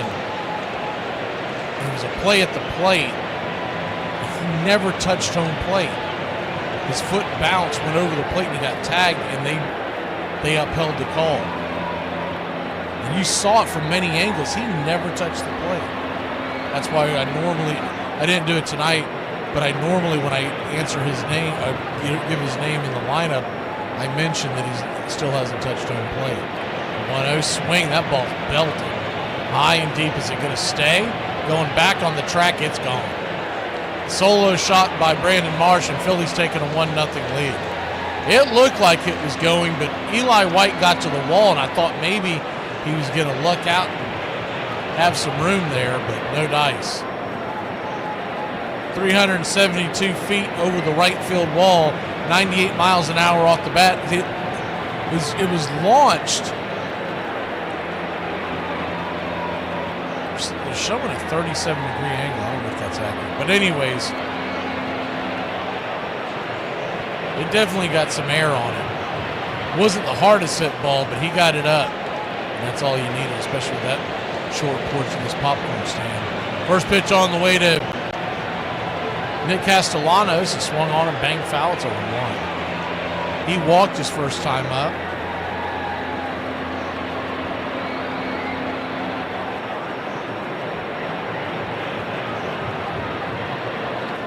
Curveball inside, evens up the count score.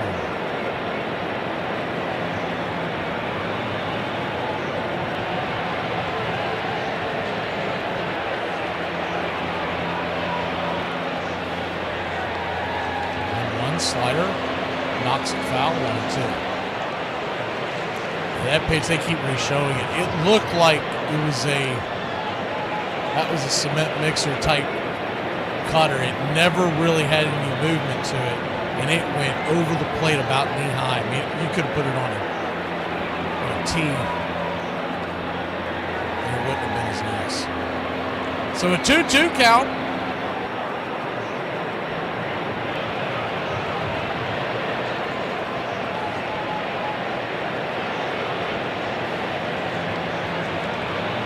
Four-seam fastball misses way outside, wide, full count.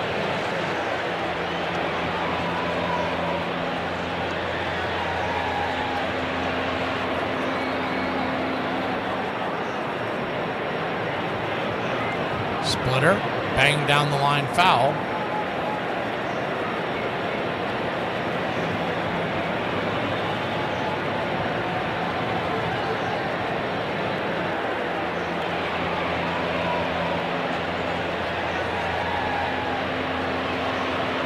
Payoff pitch inside, almost gets him. Ball 4. I mean, if you're going to walk him on the fourth pitch, you might as well hit him, but he just missed him. And he'll head on down to first.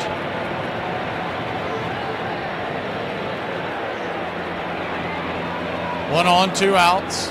He's at 68 pitches. So at one point he was in a pretty good groove there, but that third inning really. First pitch on the way is chopped over to third.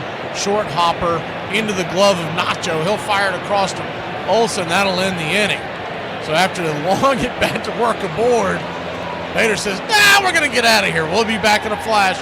A perfect game going on here in Philadelphia. Let's break it up when we return. Hey, why are hurricanes normally named after women? Because we're the strong ones. Go women power. No. Because when they come, they're wet and wild. And when they go, they take your house and car. Are you kidding? Totally accurate. No, just no. You're an idiot. Dog? Not much, dog. What's up with you? I'm here to pick up Casey, you know what I'm saying? Well, I'm awake and I speak English, so yeah, I do know what you're saying. What's your name, man? Scotty, you know what I'm saying? Again, I do know what you're saying, but I appreciate you continuing to check in with me on that. If you're building a team and you want to start with third baseman, Mike Schmidt is the guy that you want. It is out of here, Michael Jack Schmidt. In 1974, just his second full season in the majors, Schmidt led the league with 36 home runs. Baseball was witnessing the birth of a legend. Long drive to left field, he buried it. Oh, what a drive by Schmidt, unbelievable. I think the man was hitting out of turn, you know? Every time I come in the pitch, he was like a third hitter up or something like that. He was one of the guys where they would say Mike Schmidt and the Philadelphia Phillies. You know, it was like that. He was just that dominant a player. Schmidt won an astonishing 8 home run titles, second only to Babe Ruth. The career 500th home run for Michael Jack Schmidt. For even though his power was prolific, his 10 Gold Gloves, the second most at his position, are what took him to another level. Oh, what a play by Schmidt.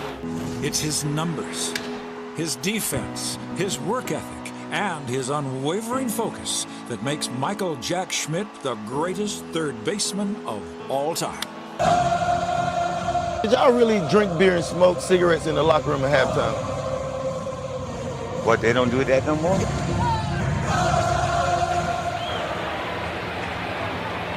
Welcome back.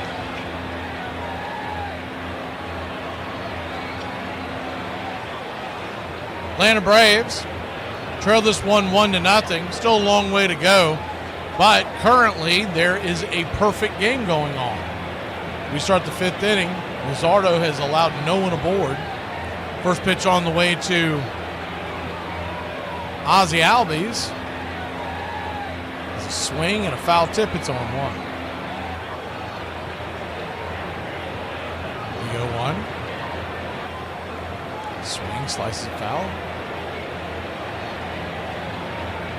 It's 0-2. Y'all were with us on the last Braves Country Today, which would have been Thursday. As the 0-2, high and out the zone, 1-2. If you remember, I was talking about, it was one of the clickbait guys as the sweeper, caught looking strike 3, Ozzie Albies. Wants to argue with home plate umpire Carlos Torres, stops off and kind of showing him up. And I'm surprised these guys don't get launched doing that. It's okay to say something to the umpire under your breath as you're walking away, but when you stop and you lean into him, that used to get you just adiosed. But these guys with their, and he's one of these expected stats guys, so anything he says, I normally just like, man, he sounds like a nice guy. He's probably a nice guy, but I don't think he knows what the hell he's looking at most of the time. Lefty-lefty matchup is the first pitch to Harris is a swing and a miss, and he'll follow that up with a sweeper off the plate, swing, and nowhere near it. It's 0-2. And he was talking about how at the first half of the season, when say first half, I mean the All-Star break, is the 0-2, 89 sweeper outside, wide 1-2. He's working fast in it, too. He's already this. And he was talking about how the offense was so much better after the All-Star break, before the All-Star break, comparing the 1-2, swing, hits it through the hole, and we finally got a base hit. You go, money.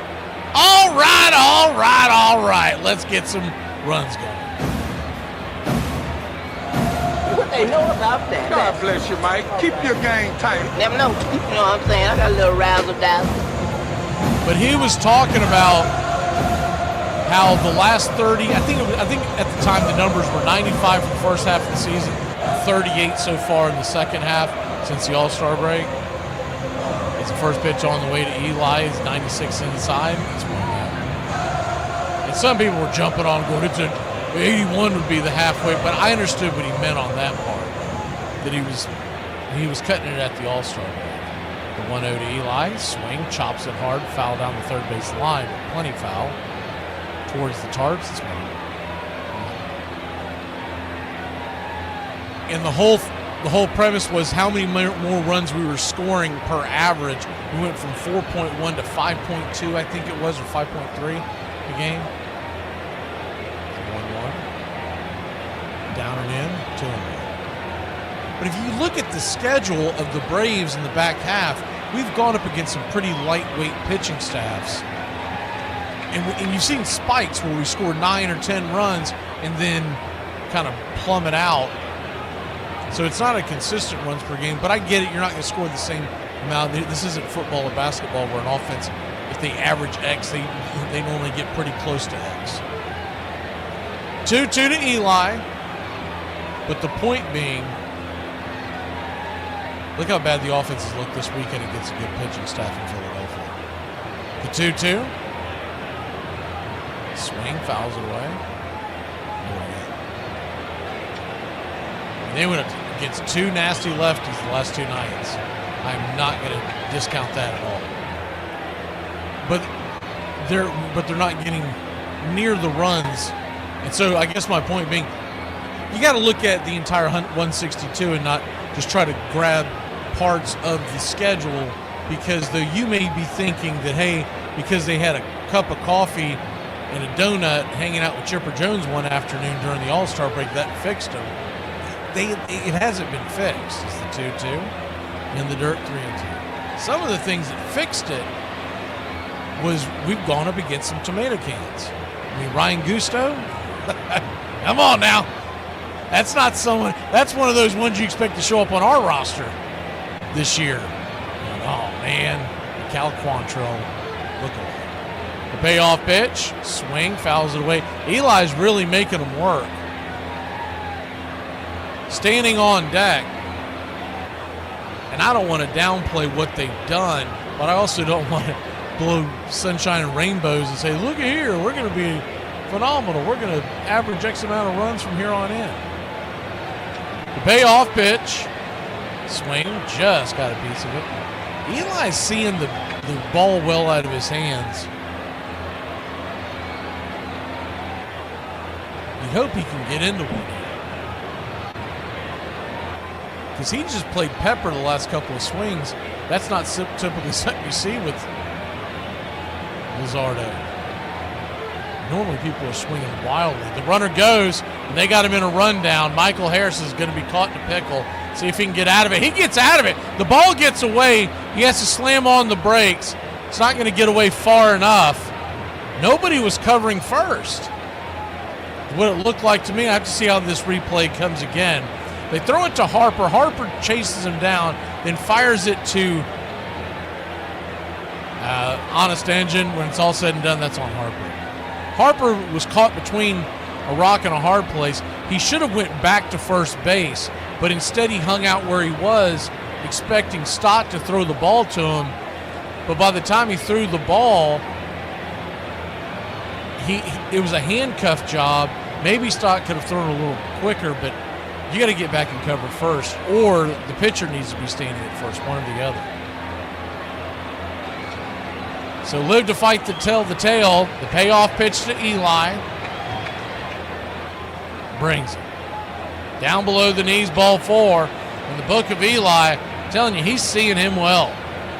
He probably won't get to see him a third time, but if he does, he might clock one. Runners on first and second. One out.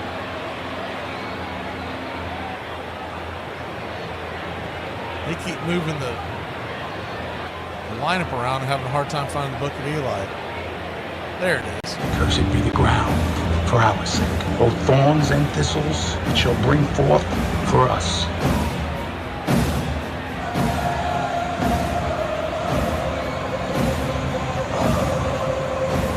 Nacho Alvarez, the batter, first pitch on the way.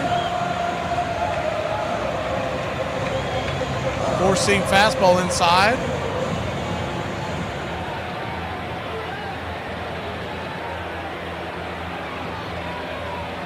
The 0-1, lefty-righty matchup. Pitch on the way, swing. Rocks it down the line, foul. It's 0-2. Braves trail by 1. The tying run stands at second. Go ahead at first.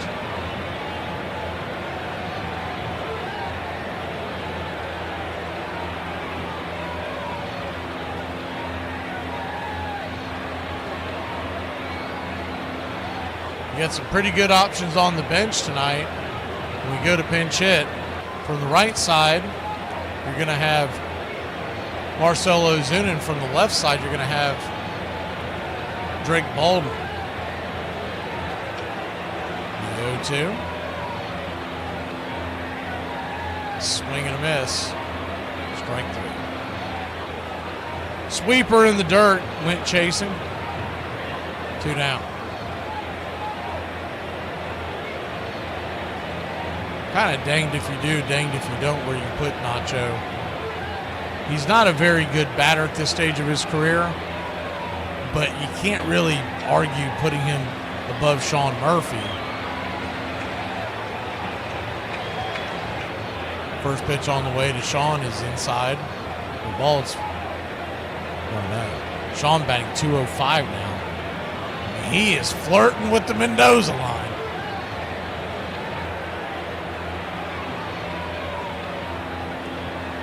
First and second, 2 outs. I'm going to flip it over to second.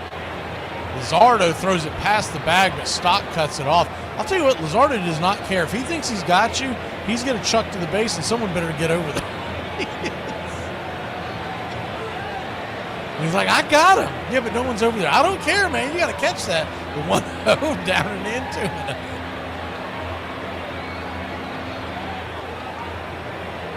Two-0 count.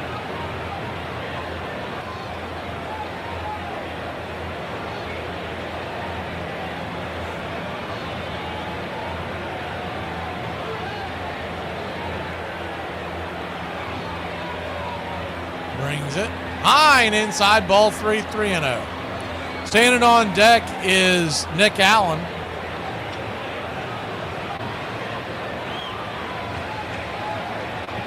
I know we've been using Little Nicky and Nick of Time all year, but I thought of a much better one because we're having such a rough year. The 3-0. Swing! Chops it foul with his instep. It's 3-1. I was thinking about it today, an old Billy Joel song. I was like, man, we're living here in Allentown. If y'all are familiar with the lyrics, you'll understand that it's a depressing song about the early 80s economy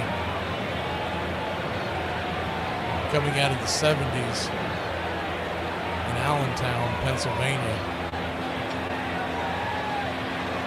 The 3-1 count. Just got it inside, full count. So the runners will be on the move, and if you haven't heard the song, you need to step up your music. Billy Joel. That's a national treasure. Full count. Zardo spins once again to second. Man, I'm hoping he does that one more time, not thinking, and ends up getting the ball. He's got a quick spin, too. I've never paid attention to it before. The payoff pitch, runners go, swing and a miss. Strike 3. Sean Murphy, snake eyes once again. We'll be back in a flash. Today we are talking about one of the most underrated players in baseball history. Today we discuss the Hall of Fame case for Bobby Abreu. He is the only player in history to record at least 75 extra base hits, 100 RBIs, 125 walks, and 40 stolen bases in a single season, which he accomplished in 2004. Over the course of his career, which spanned 1996 to 2014, only Derek Jeter, Alex Rodriguez, and Chipper Jones reached base more than Abreu. He led the majors with 1,396 walks from 1998 to 2014, and he ranks 20th on the all-time list with 1,476 walks. He had 9 seasons with at least 60 extra base hits and at least 20 stolen bases. No one else has done it more often, and the only player with 8 such seasons is Barry Bonds. He is one of only 7 players in the modern era with at least 900 extra base hits and 400 steals. Aside from Abreu, the only other one of those players who is not in the Hall of Fame is Barry Bonds. He hit more than twice as many home runs as Gwynn and topped him in on-base percentage by several percentage points. He has a better career on-base percentage and slugging percentage than Ichiro. Out of the 27 right fielders currently in the Hall of Fame, Abreu ranks in the top 10 in on-base percentage, walks, stolen bases, extra base hits, and doubles. His 60.2 WAR is better than Vladimir Guerrero and Ichiro.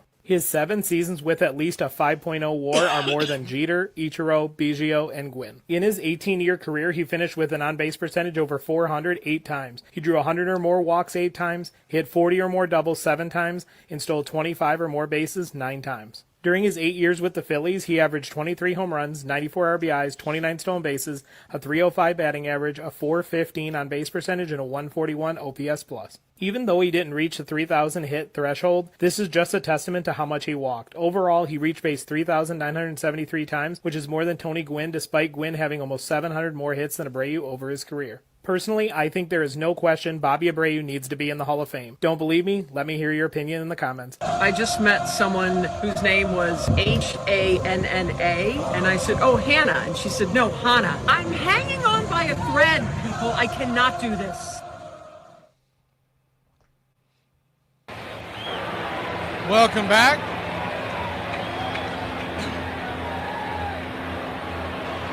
Ireland talking about getting rid of Sean Murphy. The biggest thing that hangs over you with that is he still has 3 years left on his contract for $36 million. Who's going to take that on?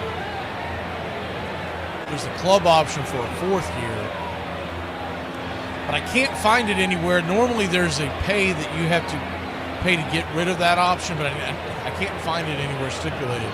So it may be a true club option where you don't have to pay to grab that. First pitch from Waldrop was a ball to Stott. The 1-0 brings it. fires it to the plate, swung on and banged into right field, and it's a leadoff single for Philly. It's going to be tough to find. We're going to go over that stuff in the offseason. Braves Country today and MLB today. We come your way at least twice a week, Thursdays and Friday mornings. But the big question is, who is willing to pay that, and what will they give us back for? Trey Turner, the batter, first pitch, says it foul down the line. So he still has value, though a lot of us are fed up with watching him just struggle at the plate. He's still looked upon as a very good defensive catcher.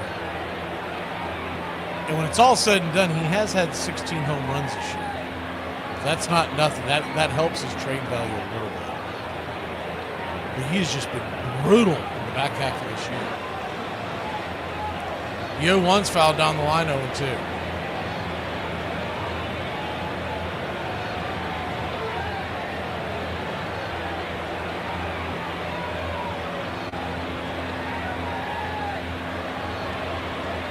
Splitter drops it in, just misses.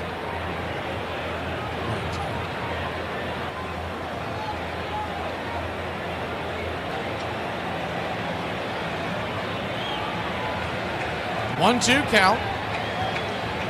Swing, chops it over to short. Allen to Ozzie. No way they get him. I don't even know what Ozzie's even throwing down first. Trey Turner's one of the fastest humans on the planet. Over there trying to gun him down in a slow developing double play. One thing you're going to get out of that is either blow out your arm or throw it into the dugout.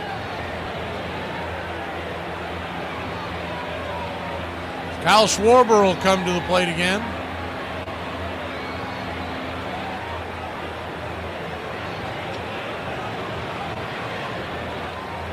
First pitch on the way is a curveball right there on the outer edge. It's 0-1.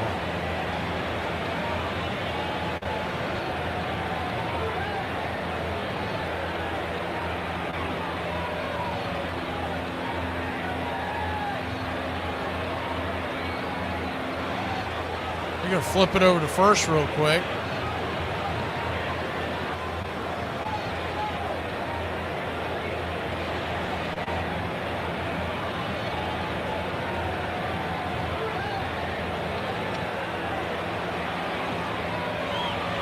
One in the dirt, splitter, 1-1.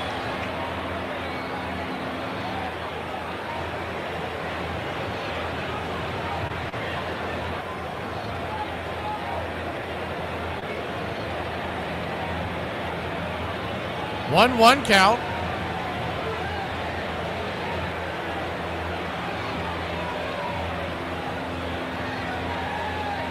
Pitch on the way, high and out of the zone. 2.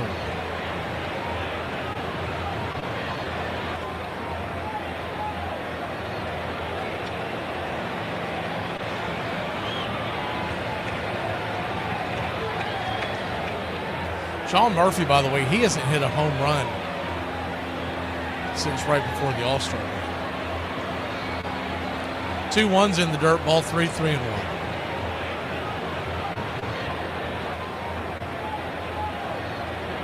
It typically just gets hot and then goes ice cold. He had 7 in the month of April. Remember when he first came off the IL? It was a 93-mile-an-hour cutter right there on the outer edge for a strike.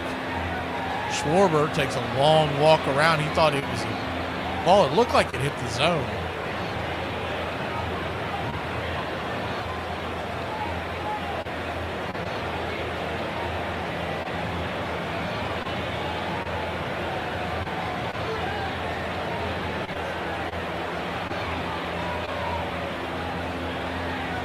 Full count.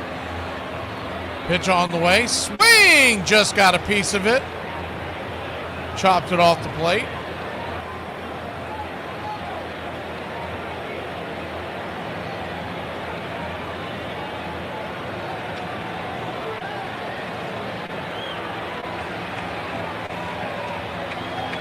Not to mention, so here we are, the month of August is done, right? Y'all probably haven't paid attention to it because we don't talk about it every day. But Not only did Sean Murphy not hit a home run in August, he batted .080. We'll flip it over to first real quick to keep him close by.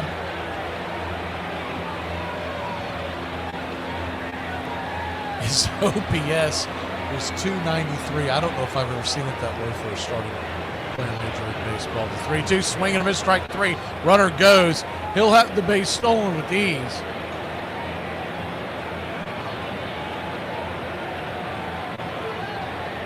There are two down, but now they've got a runner in scoring position. Nasty splitter. Good pitch by Waldrop. Got him chasing out of the zone. It's his sixth strikeout of the night. Give him a six-pack.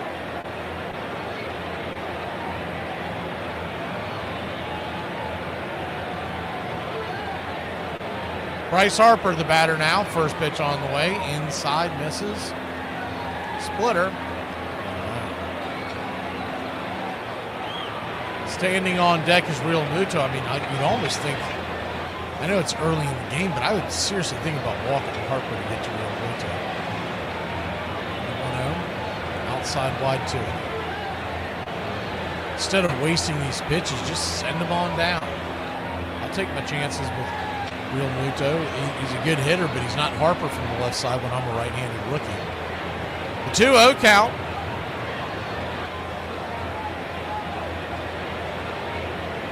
Inside 3-0. Now, let's not be hard-headed. Let's just walk them. What are we doing?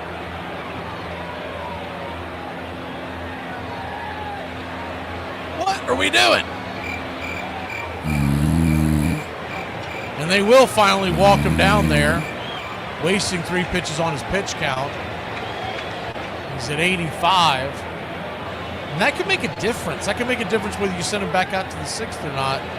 Those 3 pitches wasted, but whatever. We got runners at first and second, 2 outs.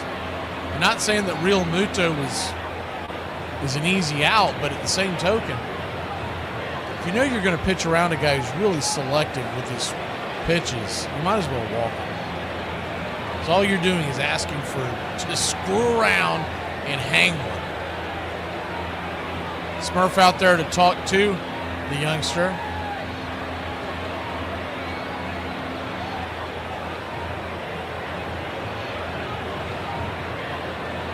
Braves trail 1-0. 5th inning. Tomorrow, folks, it's Braves-Cubs on Labor Day. It's 4:05 first pitch. It's a weird start time because of Labor Day. We'll come on the air about 3:30. First pitch on the way, swing and a miss, splitter in the dirt. That's it.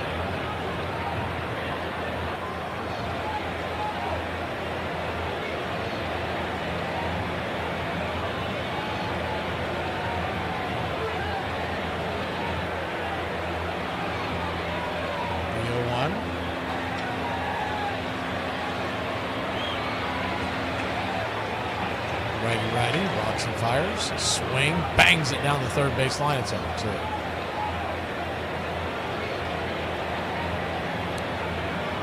Unless they change it, it's Spencer Strider Day tomorrow.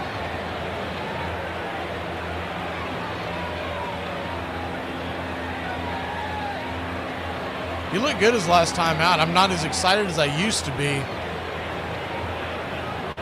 when it was his day to pitch, but he looked pretty good last time out. The 0-2. He went around strike 3. Yak him. Sit him down, Joe. My fingers are sore. We'll head to break. Top of the 6th we go. One swing, and we're back in this thing. We're doing random drug testing today. The only one I won't try is crack. What? Yeah, if we're just going to test random ones, I mean, I can tell the purity on a lot of other ones, but... Flutie accepted his only Division I scholarship offer and attended Boston College in the fall of 1981. I get to BC and there are 9 quarterbacks on the depth chart. I'm number 9.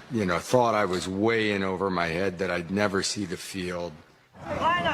Doug was an afterthought to the offense. And I have no doubt that he had a chip on his shoulder because a lot of people didn't believe in him. As the season progressed, Doug would move from the 7th quarterback to the 5th quarterback to the 3rd quarterback. And then finally, we were over in Penn State. So, Penn State's offensive weapons are seemingly endless, and it is 38-0. Fourth quarter comes around, they're like, warm up. I'm like, oh my God, seriously, I'm going to get in the game. Now it will be Doug Flutie at quarterback. I expected him to get hammered, to get beat up, spit out, and thrown back onto the sidelines. They call a play, I roll out left, guys open, I throw it to him. Fine pass by Flutie. I roll out right, guys open, I throw it to him. This is the deepest penetration for Boston College. The game was the same that it's always been. It's like you take your read, you throw the ball to the open guy. When he came in with that much confidence for a freshman, I remember distinctly thinking, who the hell does he think he is? When y'all are saying that y'all used to drink from the hose, were sinks not an option? We weren't allowed in the house. Go outside, nerd. Get out. Go.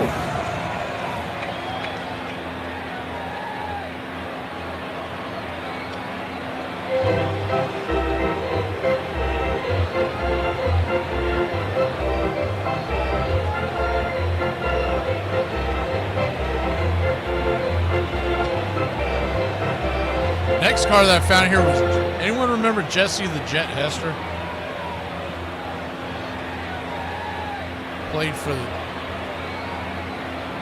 biggest thing I remember him, I saw him play in college a lot, but also played for the Raiders. LA, back when they were the LA Raiders. That's a throwback. Also played for the Falcons in 88 and 89.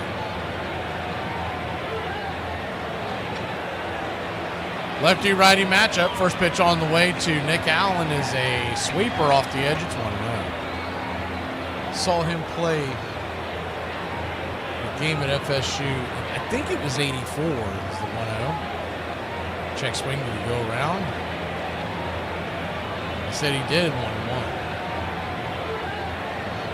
And I knew instantly why they called him the Jet, because that kid took off like he was a bat out of hell. The change up, swung on, pops it up. High in the sky, shallow center field, making the catch is Bader.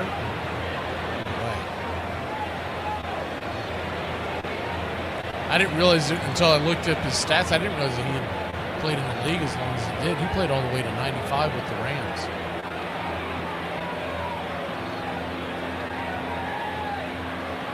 First round pick back when they weren't getting a lot of first round picks. Sweeper on the way to Jerickson Profar's right there at the knees. It's a 1-1. Kicks and fires. Right there for a strike. It's 1-2. Happy September, y'all. You know what that means next. October baseball. The 0-2 swing, fouls back. Disappointing the Braves won't be in it this year, but I'm looking forward to covering the MLB playoffs once again. We'll be doing a lot of games Monday through Friday. We'll try to bring as many double headers as we can as the 0-2. Swing, chops it over to second. It's going to be a tough 4-3. And, man, I'll tell you what, I think if Profar runs that out, he's going to beat it. He kind of gave up there about midway through, just kind of coasted. Profar can run a lot better than that. Hope he's not injured, because normally he busts it down the line. He juggled it. And I know these guys are being told nowadays not to do it, but man, it would have been nice to see him to hustle that one out, because I think he was. Stott ended up getting handcuffed and juggling the ball for a split second. If he runs through that, he's going to end up being safe. First pitch on the way to Matt Olson is a swing and a miss strike. It's 0-1. Lefty-lefty matchup. Olson 5 for now 26 lifetime versus Luzardo. Four-seam fastball outside wide. I know he wants to keep doing the consecutive games played thing, but man, this is a night where they should have put a seat on him. He does, in that 5 for 26, he does have one home run, so maybe he'll look up in here. The 0-2. Swing. He just looks like he doesn't pick the ball up well out of his hand. That swing there, the bat, just kind of flopped out there, making contact. This is a stadium where he's normally raked, but he hasn't done much of it all in this series. The 0-2 down away 1-2. He did hit a home run that first night.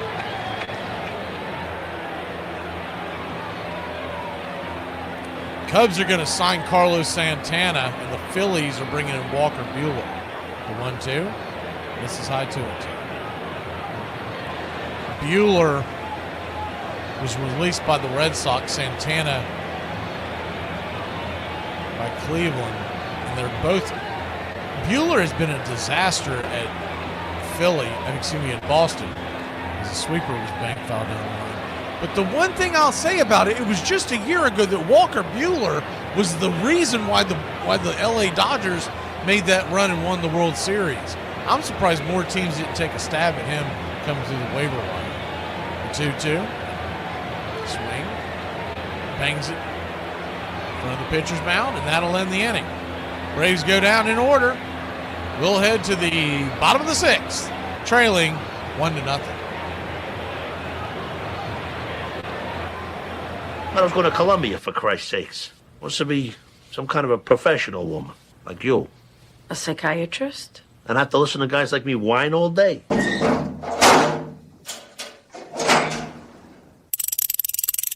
Here's payoff pitch, and swung on and missed! Strike 3! Yaga! We're 1 out away, Braves country, from a trip to the World Series. Whatever superstition you got, do it. The entire city of Atlanta, the entire South is standing on their feet, trying to will the Braves into the World Series. Here's the 1-0 pitch. And swung on and ripped over to Dansby Swanson. Dansby's got it. He fires over to first. Baby, sound the trumpets. Do the chop through the streets. Your Atlanta Braves are headed to the 2021 World Series. Oh, baby. We have not been into the World Series in 22 years.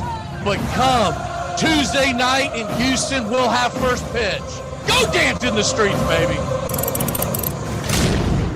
Have you ever protested anything? Sure, every time I get thrown out of the pub. By the end of the Civil War, baseball was the national pastime, North and South, West as well as East. Soldiers took the game home with them, and it grew. It's our game. That's the chief fact in connection with it. America's game has the snap, go, fling of the American atmosphere.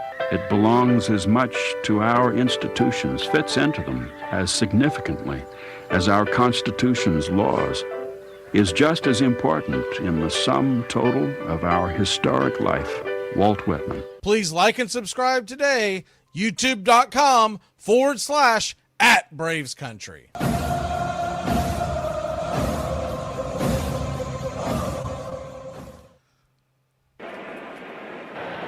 Test some of y'all's knowledge. See the first person to get this one. The next one in Uncle Charlie's vault. Did we lose the game? What's going on? Oh, there it goes.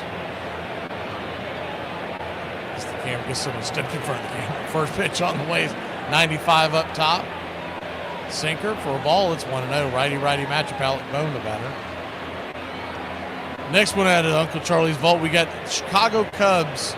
He started his career with the Chicago Cubs in 1983. The pitch on the way is swung on, hit down the right field line.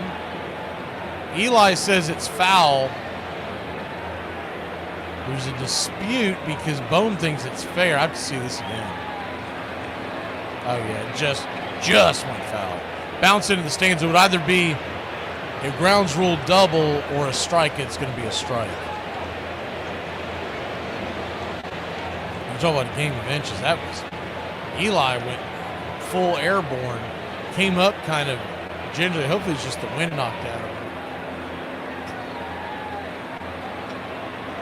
him. He started his career in 83 with the Cubs. Played with the Indians from 84 to 89. He was a 5-time All-Star, a 2-time World Series champion, 2-time Silver Slugger Award winner. He's an outfielder. Played for Baltimore, San Francisco, and Toronto. And famously, and this will give you the clue that you need the most, is a cutter up top. It's 3-1.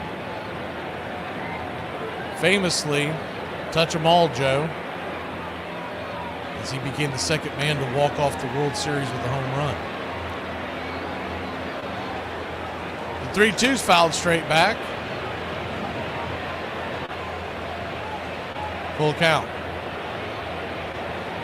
So a full count. Inside, spins him around, ball 4. You don't know who that is. I'm surprised someone hasn't put it in the chat yet.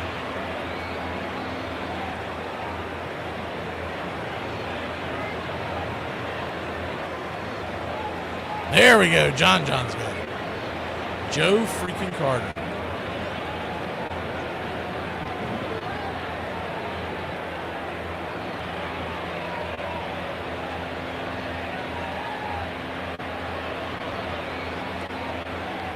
So runner at first, nobody out, and Krantz is going to go out there to talk to Waldrop. I thought they might be pulling. He's at 94 pitches. I'm trying to remember the word for it. Wasn't it something like touch 'em all, Joe? You'll never hit another bigger home run in your life. Or it was something like that. It was the CBS call. Of course, Bill Mazeroski, 1960 World Series against the Yankees, was the first to walk off a World Series. And the craziest thing about that, I don't have the stats in front of me, but go back and look at that series between the Pirates and the Yankees, and the run disparity between the two, where the Yankees outscored the Pirates by a ton, but lost the series 4-3. First pitch on the way is a splitter. Inside for a strike, it's on the 1. All the games that the Pirates won, they barely squeaked them out. The Yankees blew out the Pirates in all their wins. One of the most insane World Series ever. The 0-1 count, swing and a miss, splitter over the top, it's on 2.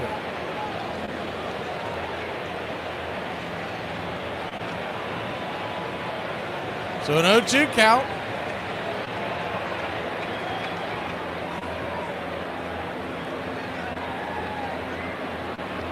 Pitch on the way, inside, 1-2. I figure a lot of these cards, Charlie, I mean, they're not necessarily collector's items, but they're really good conversation pieces when we're doing these games. The 1-2, swing and a miss, strike 3. Yak! 1 down. Hurston Waldrop, he's right there at 100 pitches. He's at 98. He's got 8 strikeouts, a snowman.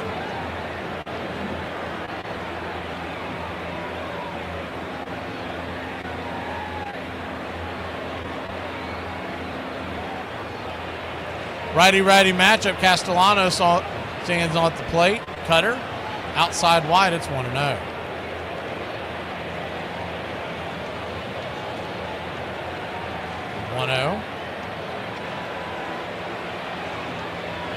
Brings it. Swing and a miss. He's probably going to get an extra day off because of the off day this week. So they're probably not worried about the pitch count as much as they normally would be if we were in a pennant race and he was going to pitch every 5th day. Pitch on the way. Swing, chops it foul. Do it again. He most likely will pitch. I mean, they could even push it to next Sunday if they really wanted to.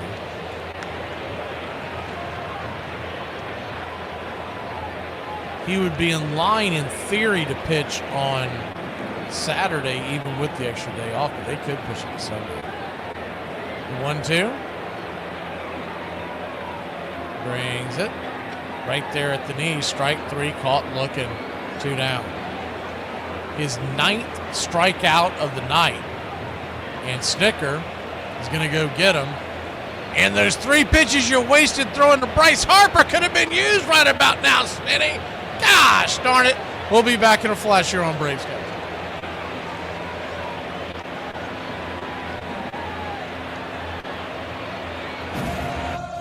On this date in 1950, Gil Hodges becomes the 4th major leaguer in the century to hit 4 home runs in one game, en route tying the major league record of 17 stolen bases at the time. The Dodgers' first baseman, quartet of round trippers off of different Boston pitchers and Carl Furlow aboard each time contributes to Brooklyn's 19-3 rout of the Boston Braves at Ebbets Field. On this date in 1959, Sandy Koufax strikes out 18 batters to establish a new National League record for a 9-inning game in the Los Angeles Dodgers' 5-2 victory over the San Francisco Giants at LA Memorial Coliseum. The Southpaw's performance equals the major league mark established in 1938 by Indians fireballer Bob Feller during a 4-1 loss to Detroit. And on this date in 1990, Ken Griffey Sr. and Ken Griffey Jr. become the first father and son to appear in the same major league lineup. The 40-year-old left fielder and his 20-year-old offspring score a run in the Mariners' 5-2 victory over the Royals at the Kingdome.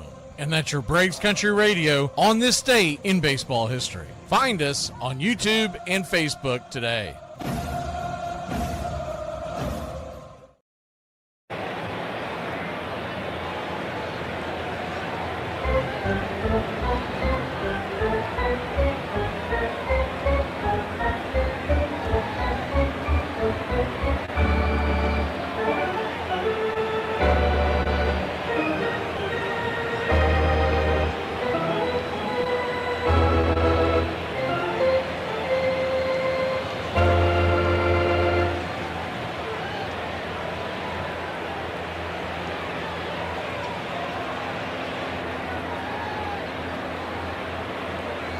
Welcome back.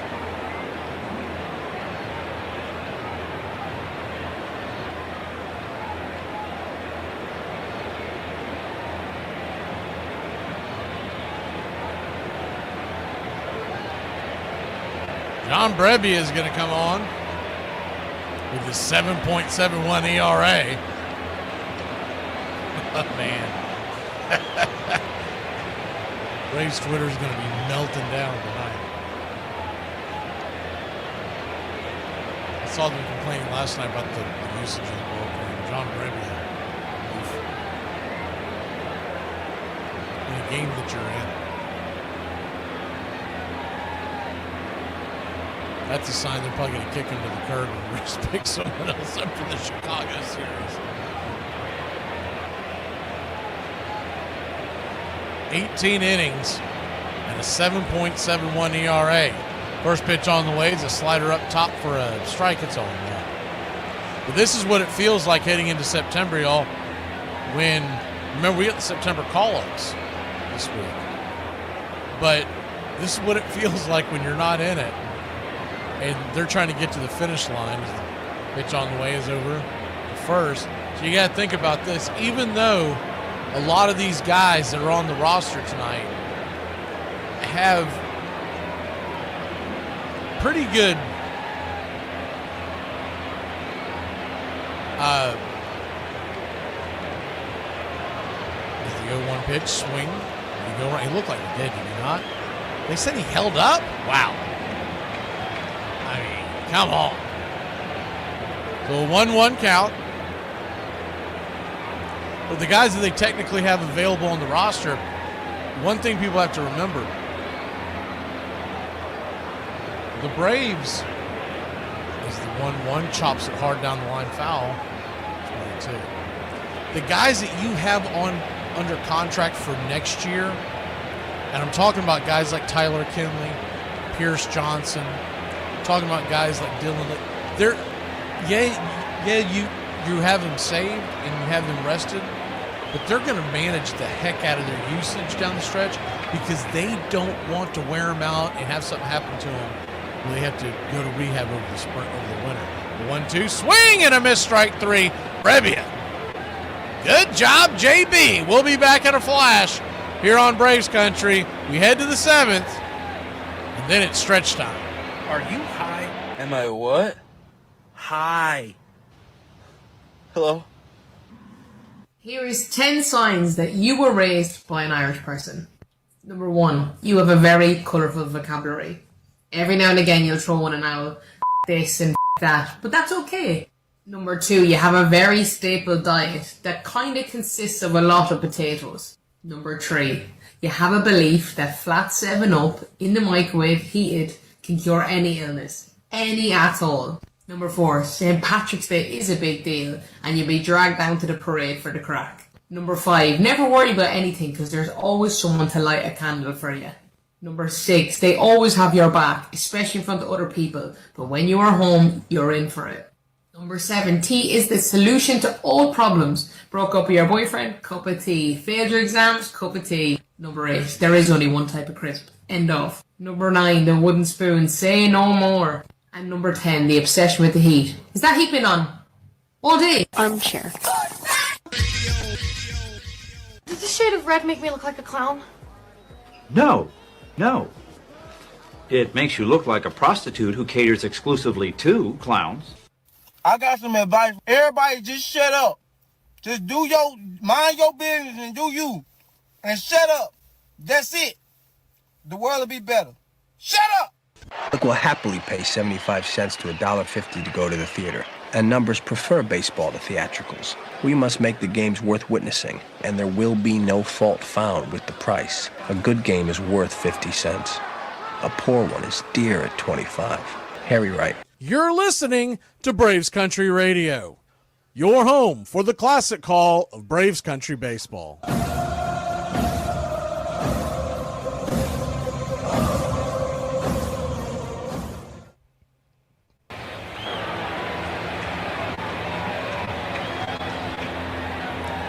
Welcome back, Braves Country. 1-0 your score, top of the 7th inning. Pretty fast-moving game here in Philadelphia, Pennsylvania, as we're just about to turn the calendar to September. First pitch on the way is up top. Ronald Acuna Jr. takes the first strike. It's 0-1. Lefty-righty matchup, the 0-1. Swing says it's a foul territory. Luzardo's at 91 pitches now, so this should be his last inning.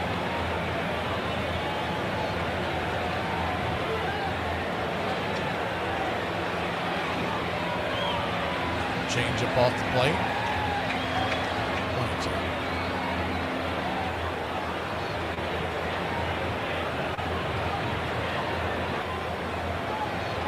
1-2 count. 85 right there. 2-2, just missed the zone.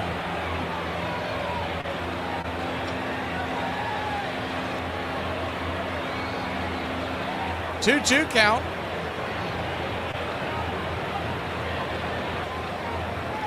Down and in, sweeper misses, ball 3-3-2. Acuna coming into tonight was 4 for 11 versus Luzardo. Payoff pitch, swing, pops it back, foul, do it again. 0 for 2 tonight, so now 4 for 13. He has not gone yard on Luzardo. Still pretty good numbers. David Robertson's warming up in the pen, the right-hander for the Phillies. The payoff pitch, swing, pops it up. Down the right field line, but foul.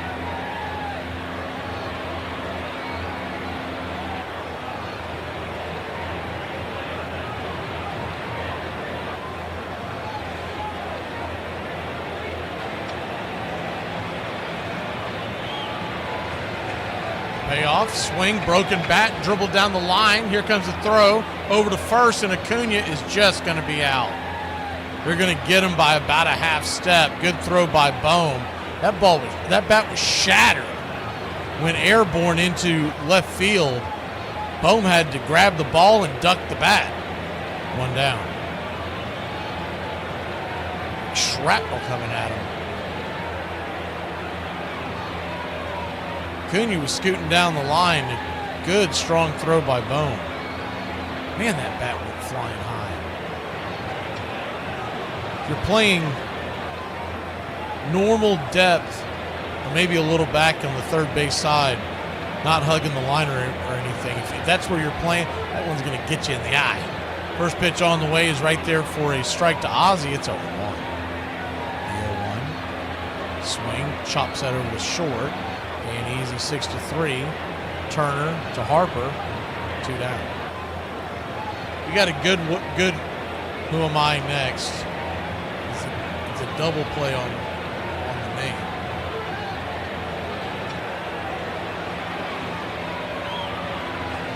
We'll do that in the bottom of the 7th inning.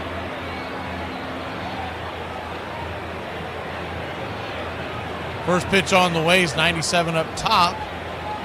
It's 0-1.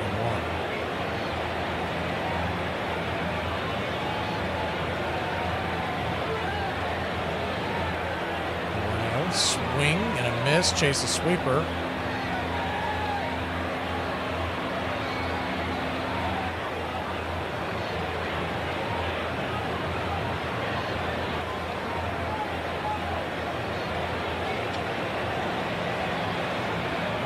So an 0-2 count. Down and away, sweeper in the dirt. He's had a problem with that pitch all night. He's either swung at it or the pitch has missed so wildly he hasn't had to. But they probably should have really thought about benching. When I saw the lineup tonight, I was like, man, Eli should be playing center. The pitch on the way. Because Luzardo, this is no knock against Michael. Luzardo is notoriously tough on lefties. It's because of his arm slot and the way his pitches go bending away. The 2-2 to Harris. Swing, slaps it. Let stay down. That's going to get down for a base hit. Cutting it off is Marshall, fired into the infield, but it is a 2-out single for Money Mike, and we'll see if that leads to something here in Braves country. Trailing by just 1 run, and Harris is aboard. That's going to be it. God bless you, Mike. For Luzardo, so nothing else. You know what I'm saying? I got a little He got rid of Luzardo. See ya. Wouldn't want to be ya. Oh, you get there my way. I'll finish that one. We'll be back in a flash here on Braves Country. What did the Moose say when he left the gay bar? Man, I blew like $50 in there. Oh my God. Who are you supposed to be? Barbie. Can't you tell?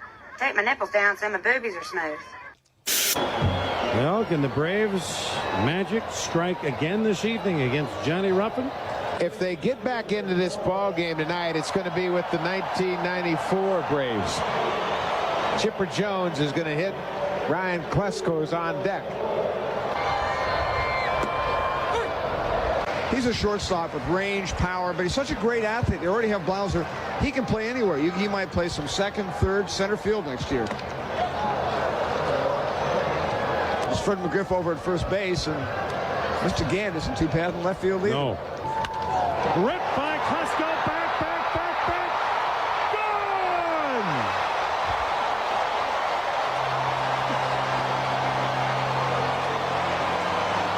Well, if the 93 Braves aren't enough, here come the 94 Braves. Klesko's second home run of the year, and it's a 6-4 game. You gotta be kidding me. There's talent through and through in this organization. Look at this swing. We'll try Dibble. Heat against heat. There's Gant's numbers against Rob Dibble. But that's against the Rob Dibble from 90, 91, and 92. Not necessarily the Dibble from 93. Ripped to left. This is going to go to the corner. It's over the fence. It's gone. It's gone. The Braves win. They win it. I don't believe it. Join the country club today. You'll have access to badges, one-of-a-kind emojis to display your Braves pride throughout the ball game. Help support Braves Country Radio. Join the country club today. David Robertson comes into the game, the right-hander. set to face Eli White, so we will counter that with Jake Fraley. First pitch on the way is down and in for a ball. Curveball misses. It's 1-0. Fraley picked up off of waivers from the Cincinnati Reds. 6 home runs on the year, .240 batting average. Robertson, who was signed late in the year by Philadelphia, has a 1.23 ERA. The 1-0. Down and away.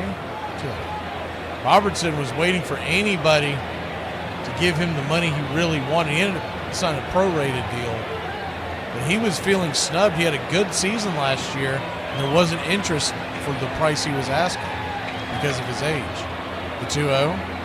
Swing, lifts it into right field. That's going to get down for a base hit. Good smack by Fraley, and the Atlanta Braves have runners on first and second. There are 2 outs, but there's life in that old magic, in that old black hat after all. Little magic in that hat. Let's go. Braves now have the tying run at second. The go-ahead run at first. Nacho Alvarez coming to the plate. Could pinch hit with Brujan. Going to. But that would be an appropriate move if you wanted to counter.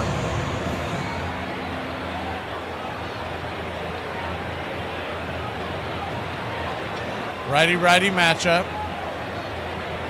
First pitch on the way. Down and away. Brujan is every bit the infielder that Nacho is, so it's not defensive reasons why you wouldn't do it. I'd say they're about parallel as far as being hitters. There's a curveball outside wide to it. The only difference is Brujan's a switch hitter and Alvarez bats from the right side.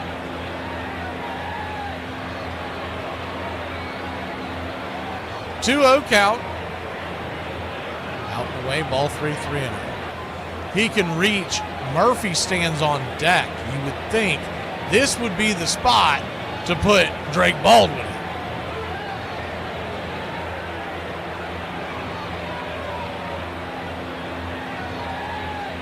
Three-0 count. Braves trail 1-0. Pitch. Right there at the knees, 3-1.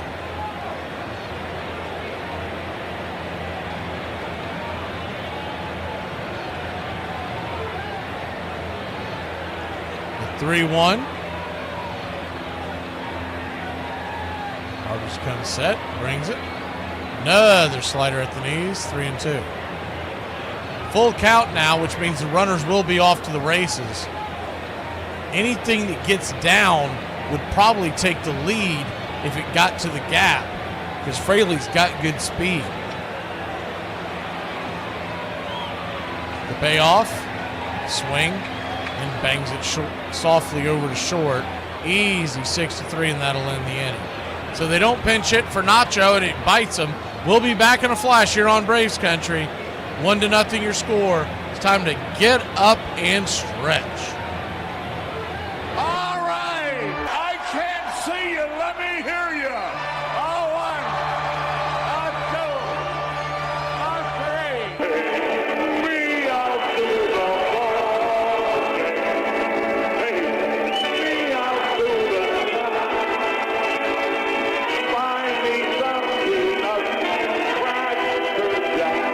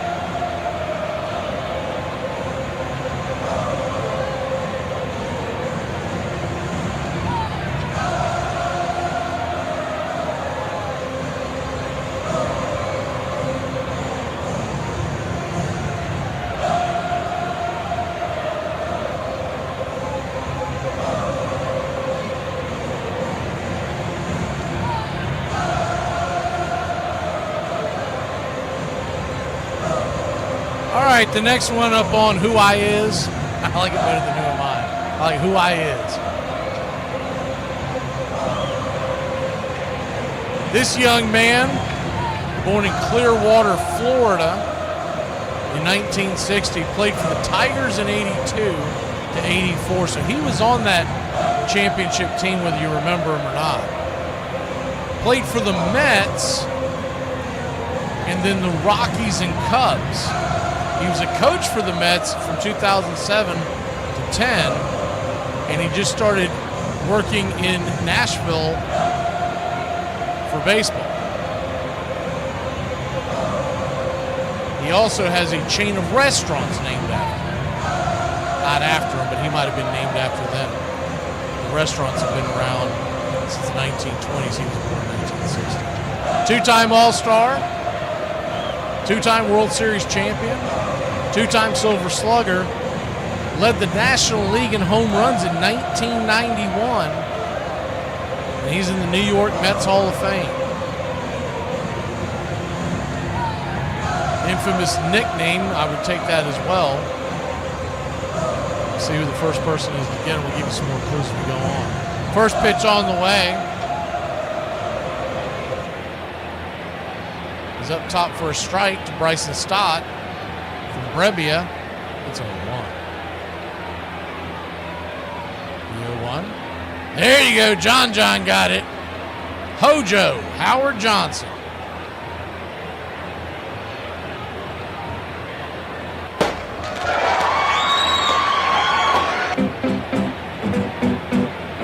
Four-seam fastball right there for strike. It's 2-1. We'll come up with a different sound bite for the pitcher.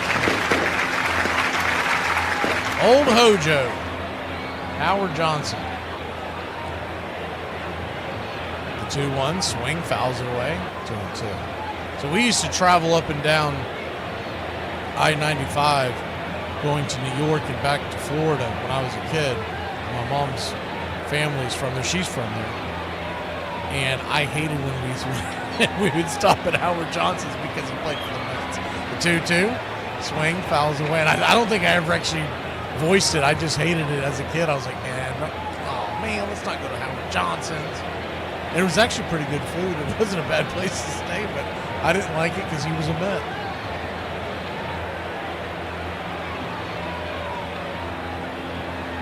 First pitch on the way, pops it up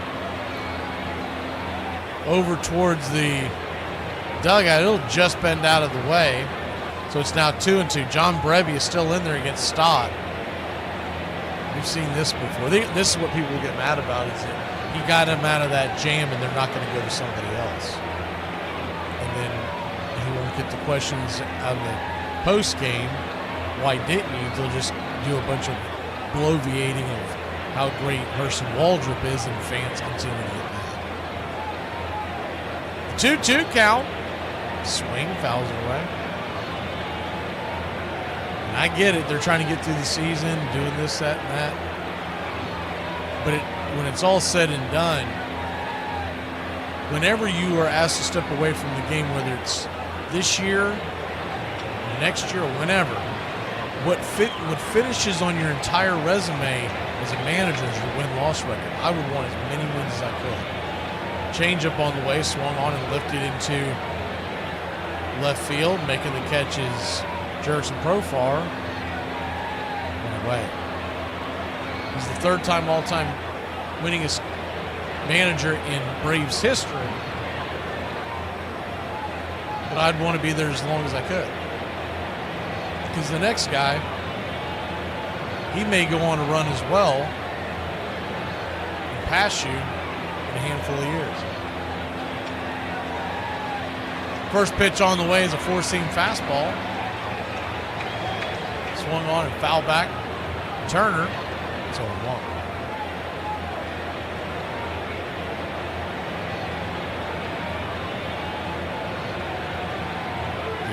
Swing, slices it towards right, making the running catch. Good catch by Fraley. 2 down.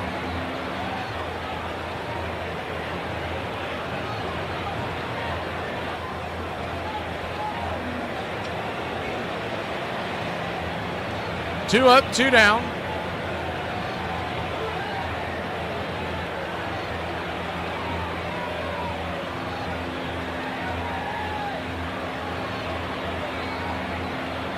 I guess that'll be a pitching change now. So we'll be back in a flash. Braves trail by just 1. I mean, all we need is a bloop and a blast and eyeglasses to slam the door. We'll be back in a flash here on Braves Country.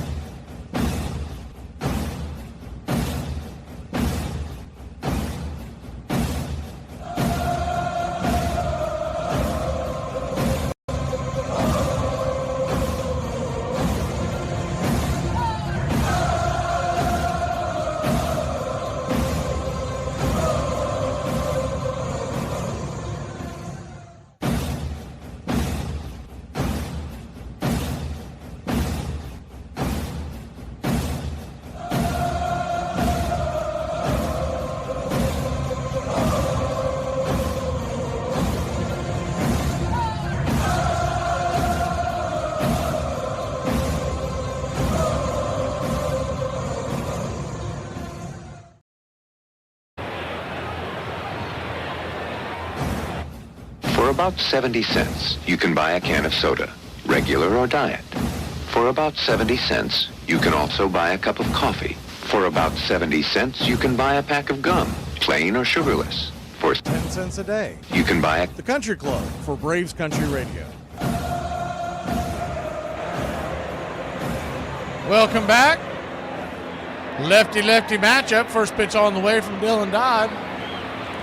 To the hammer. Kyle Schwarber, swing and a miss. Blew it right by him. It's 0-1. Sitting on 49 home runs. The 0-1. Swing lifts it. High and deep into center field. Going back. And off the wall. Michael Harris misplays it.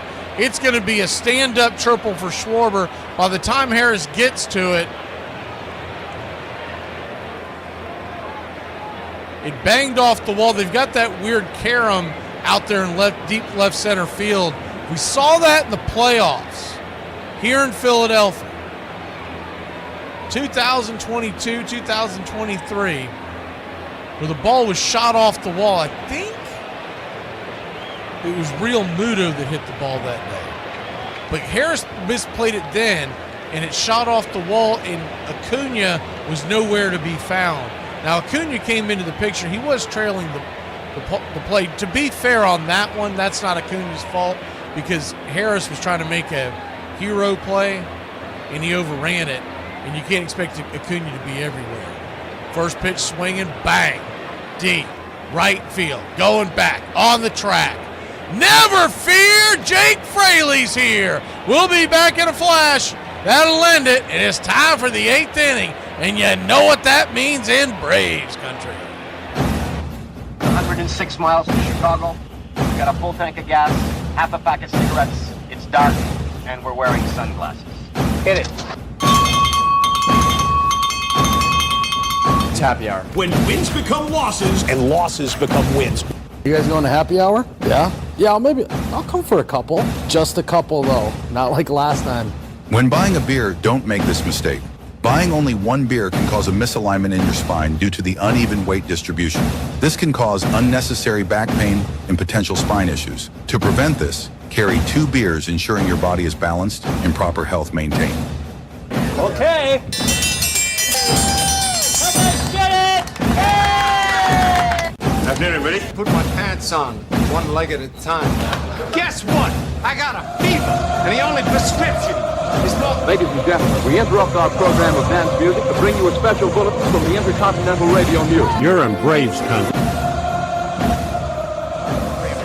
Drink a beer. Salute. There may making it laws where you can't drink when you want to. Pretty soon we're going to be communist country. Well, for me and the Lord, we gotta understand it. We're on a mission from God.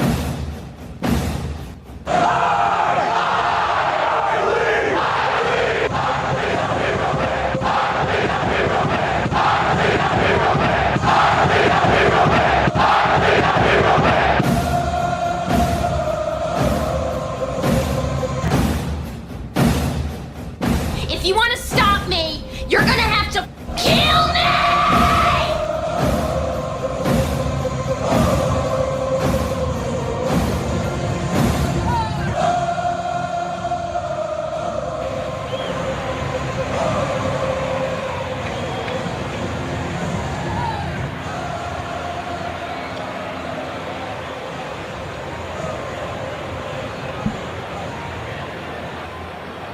Howdy, howdy, y'all.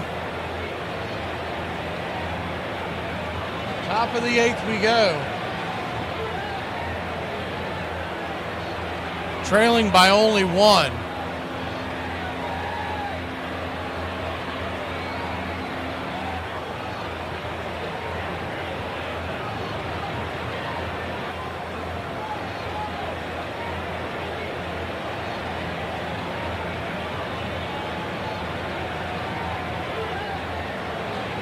Jerickson Profar leads us off. First pitch right there for a strike. It's 0-1.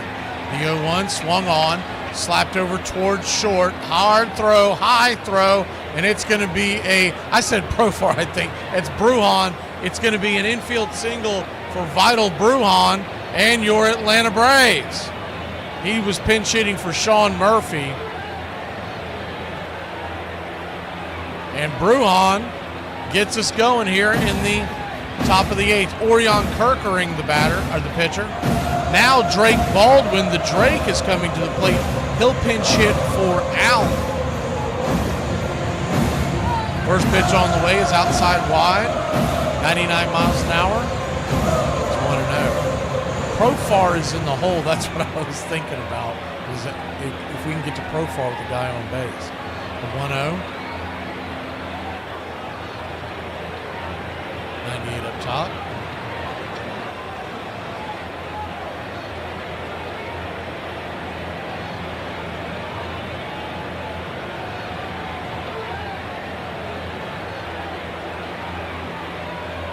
One count, outside wide, 98 miles an hour, ball 2.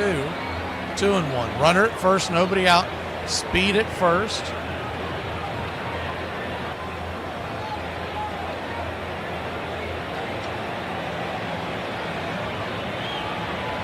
Sweeper, bangs it down the line, foul. 2-2.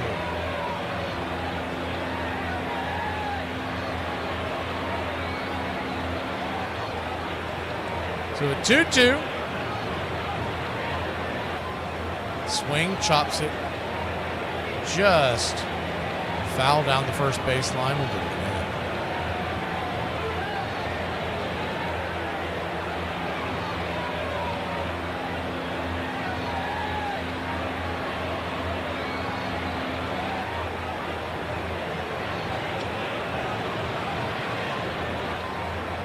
The 2-2. Swing, slaps it foul. 98 miles an hour. Back out of play. Top of the order looming on deck. The tying runs at first.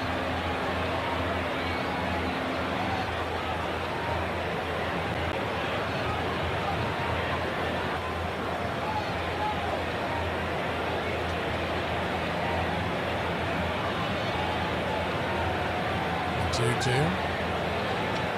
In the dirt. Had to bend out of the way. Went in towards his instep. Full count.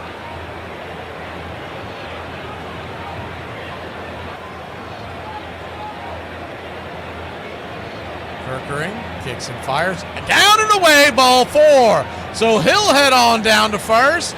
And that's not nothing. As Brujan was taken off, he won't get the stolen base, but we will be staying there at second first and second, nobody out, and we love the Drake. You don't like the Drake? I love the Drake. How could you not like the Drake? Who's the Drake? The Drake is good.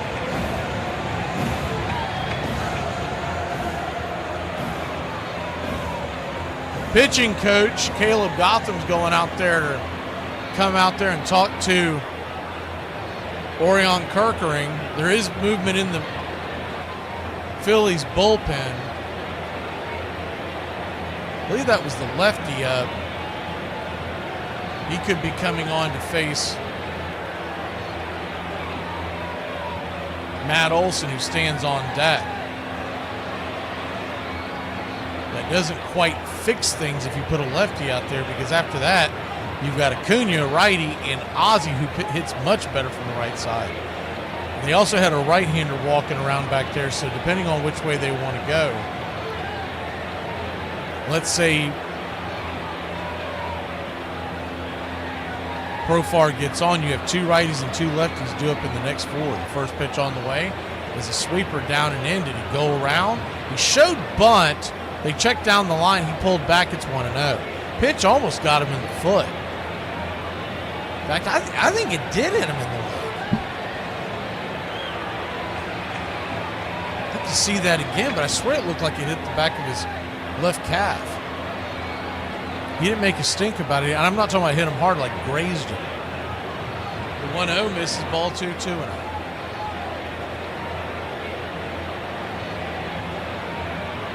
Two-0 count. Outside wide, ball 3, 3-0.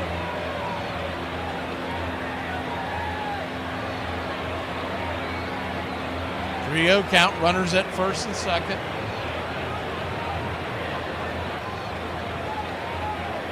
The 3-0 in the dirt, ball 4. So we'll go to the jerk store here in the 9th inning, and we'll load the bases. And that's not nothing with Matt Olson coming to the plate. Well, the jerk store, Cole, they're running out of you. It's smart. It's a smart line, and a smart crowd will appreciate it. And I'm not going to dumb it down for some bonehead mass audience. Rob Thompson's going to come out and make another pitching change. We'll be back in a flash. When we come back, we'll give you your final Who Is I? when we return.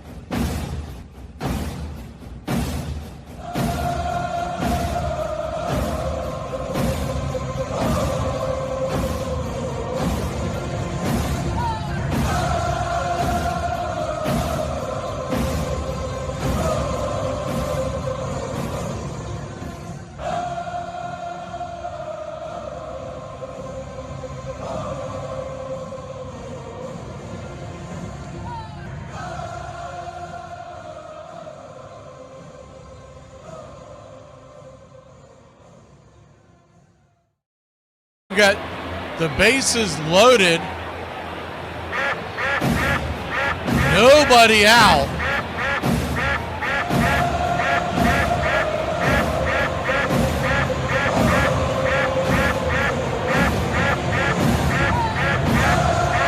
I've screwed that up twice.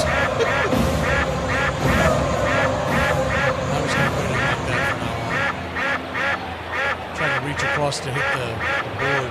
Always fat fingering something.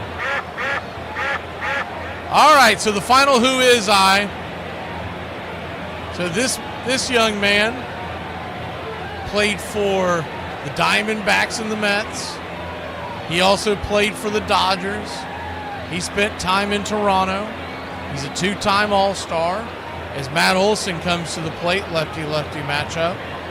First pitch on the way is inside, 92 mile an hour. Fastball, it's 1-0. They did go to the lefty, by the way, the left-hander coming in. Banks set to face 3 guys if he can't get a double play. The 1-0 right there at the knees, 1-1, good slider.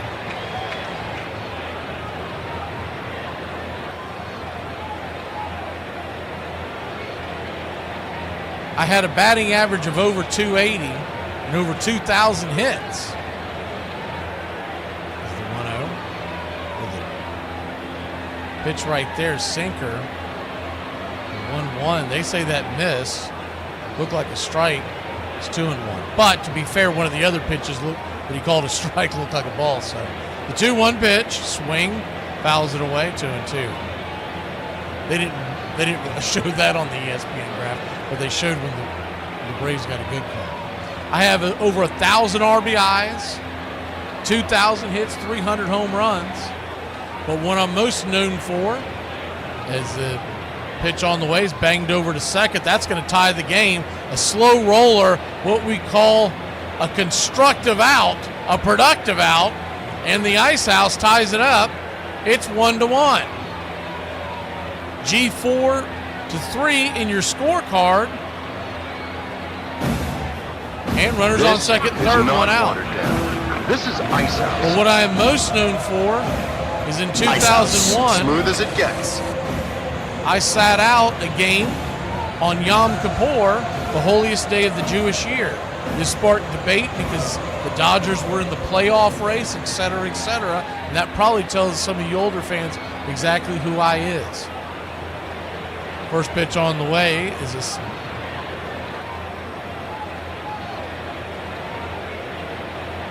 strike, followed up by a ball. It's 1-1. Lefty-righty matchup. The 1-1 swing, peppers it back, foul, 1-2. So a 1-2 count.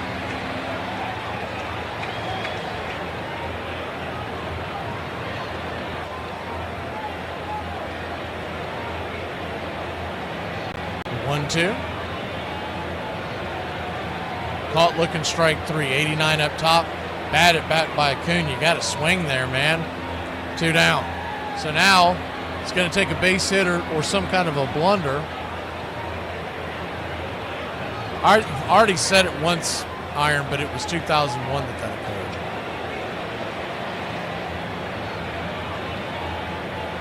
And it's the biggest, like, as a baseball fan, I remember this. It was a huge deal. They're going to walk Ozzie Albies.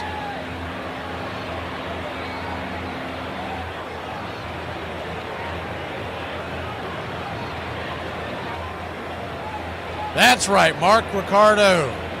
Ricky Ricardo got it. It's Sean Green.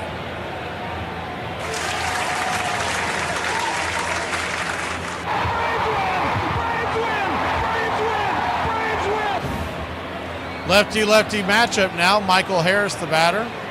First pitch on the way, down and in. It's 1-0. So they walk Ozzie to get to Harris to set up the lefty-lefty, but the one thing you do have when you do that is you give no room for error to your reliever if he walks him. It's the 1-0. 93 inside. Misses, but called a strike. It's 1-1. Once again, a call went against the Braves, and they didn't say anything again about it. But the hairline call that went for the Braves, they put it up on the ESPN screen. The 1-1. Swing chopper up the middle. Should be an easy play. It is. Turner steps on the bag, and that'll end the inning. But up for the Braves, tie it up.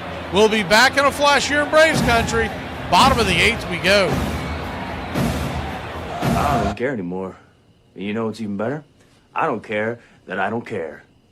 I have a joke for you. Okay. The government is excellent and uses your tax dollars efficiently. You haven't associated yourself with any particular party. What party do you plan to run with? I like all parties. Tailgate parties, bonfire parties. As long as they got beer dip, country girls, and country music, that's a good party. Guaranteed to start arguments, not end. The top 9 catchers of all time. Starting with number 9. Start with a trivia question. Which catcher in the history of baseball caught the most games for one team. Number one is Gabby Hartnett. 1,756 games he caught for the Chicago Cubs. Gabby finished his career just 7 games shy of catching 1,800, a most impressive display of longevity and durability. But just being durable doesn't earn you 6 All-Star berths. Hartnett was a solid leader who led the Cubs to 4 National League pennants on the strength of his powerful bat. Not only was Hartnett an all-star catcher, but he was hitting unlike any other catcher ever had. He was a long baller. 7 times he finished in the top 10 for slugging percentage in the National League. This was unprecedented at the position. Hartnett was the heart and soul of the Cubs franchise. And he hit what still today is considered the most famous home run in Cubs history. It happened in the fading light of the 1938 season, with the Cubs and Pirates going head-to-head for the pennant. Bottom of the ninth, Hartnett's up with 2 strikes, 2 outs, 5-5, darkness descending on Wrigley Field, and what happens? Gabby Hartnett hits the ball over the wall at Wrigley Field, the so-called Homer in the Gloman, which gives the Cubs a 6-5 victory, puts them into first place. They win again the next day, and they go on to win the pennant. What's up, Braves country? Looking forward to a great Atlanta Braves season. See y'all at the ballpark. Love you.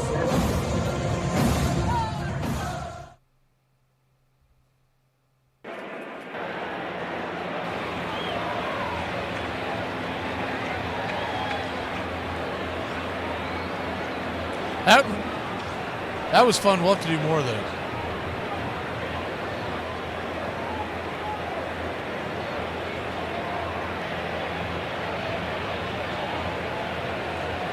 JT Realmuto is going to lead it off.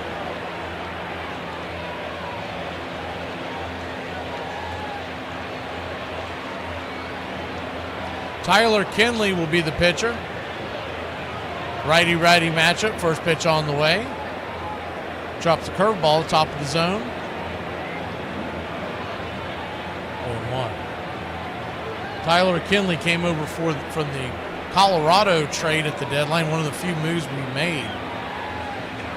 As opposed to picking up stuff off the scrap heap, the 0-1. Up top. And it was really the idea of having him for the future, controllable contract. But one thing that they figured out that I think they were onto something, just like with Pierce Johnson getting him out of Colorado, that thin air and his curveball being much better. Is he 0-2? Bangs it foul down the first base line. We'll do it again.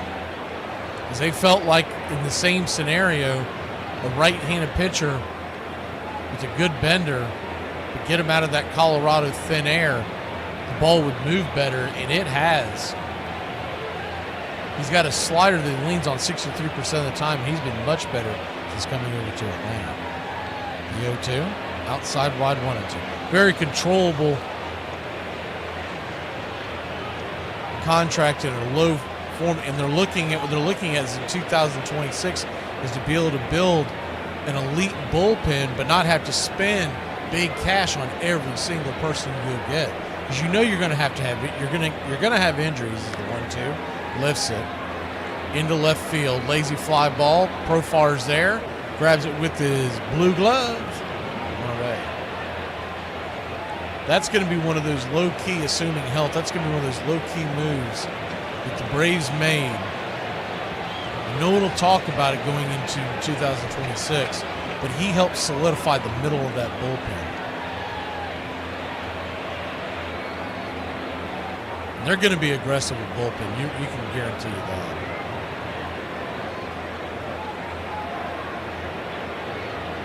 First pitch on the way to Alec Boehm is swung on and miss. Four-seam fastball, it's 0-1.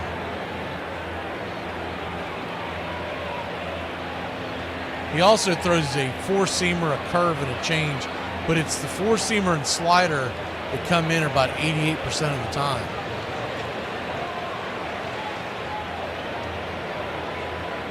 Curve at 12, that changeup is really a show-me changeup, and I have not seen it registered as being thrown yet since the middle of Atlanta. 1-1. Good curveball right there, 1-2. He probably was told to kind of throw that away. Maybe work on it in the offseason, but just worry about perfecting those three pitches. 1-2 count. Swing, saws it off foul ball.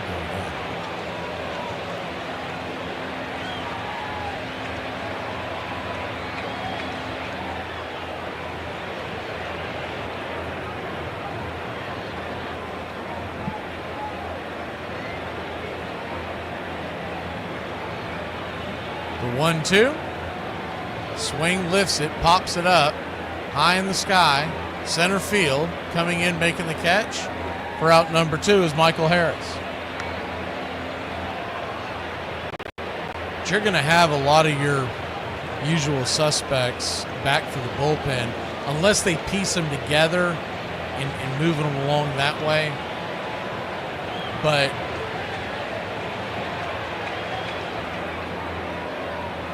expected to be back from the Braves bullpen is quite a bit of it, and they may even get a discount on Iglesias and bring him back. You never know. First pitch on the way is a slider right there at the knees. It's a one. I wouldn't put it out of the realm of possibility. He's had such a tough year. They could give him a 1-year deal or maybe a 2 or 3 year deal with an opt-out, and he comes back to 0-1. Up top, 95 miles an hour.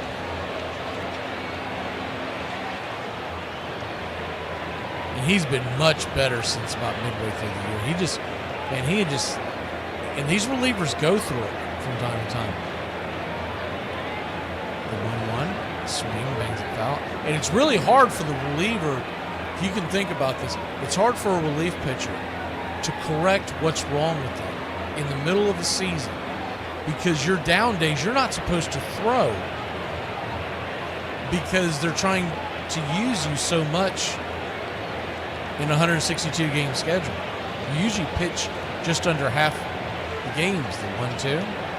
Up top, caught looking, strike 3. Hung a curve there, and he got caught watching the paint dry. We'll be back in a flash. Marsh is cursing, but ding-dong, that pitch is dead. We'll be back in a flash. Braves grab the bats. Why do Rumors get up an hour early just to sit there at the table and drink coffee? Because we don't want to listen to your bull crap. It takes the cup of coffee to listen to your stuff. All right, tell your joke. Why do you think him so funny? Why? Because... Steak sauce or no steak sauce? All right, okay, first of all, if you got a steak that's good enough, then you're not going to need no steak sauce. But if you're eating a steak that's like charcoal, then you're going to end up with some kind of steak. If you don't shut up, I'm talking. That girl looked like a growed-up Oompa Loompa. I prefer Minion, but okay. She had the body type of a Minion. Unibody. Yeah, like everybody asked me, like, so what's your type? And I'm like, I've been all over the board at this point. He really has. I'm impressed with like 1 or 2 of them that he brings home, and then the next one I'm like, what happened? That one that you brought on that had like 4 chins. Lower the expectations. Like you can't get no lower. You can't get no lower. Armchair. Let me tell you something. If the U.S. government decides to stick a tracking device up your ass, you say thank you. And God bless America. Harry Wright eats baseball, breathes baseball, thinks baseball, dreams baseball, and incorporates baseball in his prayers.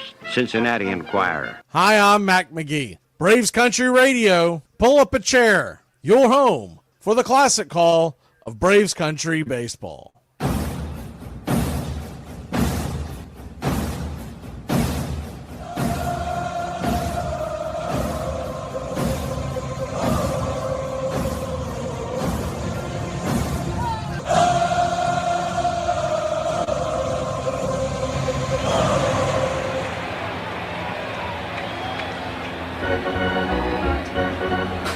Welcome back, Braves Country! Those of y'all out there in Radio Land, please appreciate you coming in and participating in the like contest. Looks like we got a lot of likes tonight. I just got the email. I didn't realize that was going on. I figured something was going on. I never really know what the heck's going on. Not just on the station, but just in life in general. Lefty-lefty matchup. Jose Alvarado, first pitch on the way, 98 miles an hour right there for a strike. It's 0-1. Alvarado, who was suspended for 80 games for PEDs, just like Jerks and Profar. The 0-1. Sinker misses high. 1-1. He'll face Jake Fraley, Nacho, and Brujan. If it gets going, it'll be Baldwin. And I do want to see PED versus PED.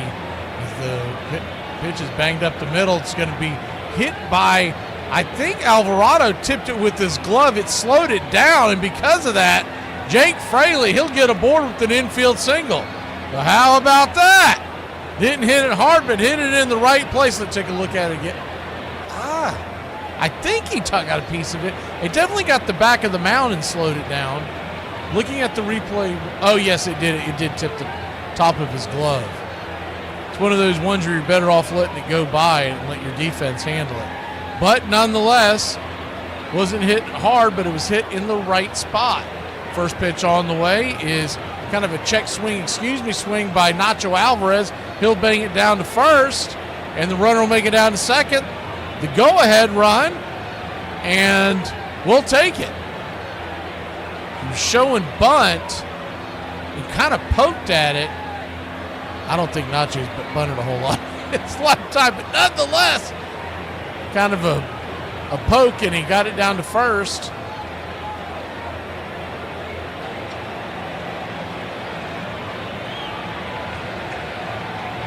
Brujan, the batter. First pitch swing and takes a hack at the cutter. It's 0-1. Drake Baldwin stands on deck. He came in for Murph after pinch hitting for Allen. Brujan stayed in for defense for Allen after pinch hitting for Murph. Cutter, swing and miss. It's 0-2. So an 0-2 count.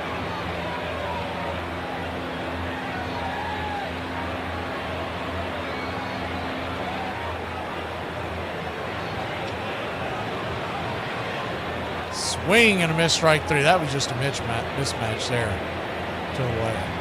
Brujan didn't have anything for that diving slider that he has. But maybe the jerk store will be able to come through. So it's PED versus PED. My cheater versus your cheater. Let's see who's got it.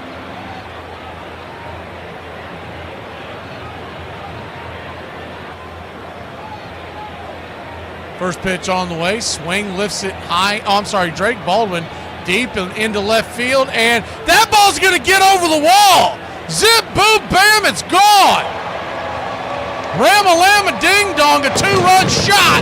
And the Drake puts us on the board, takes the lead. I love the Drake. It's 3-1 with 2 outs in the ninth. Now we're going to get PED versus PED.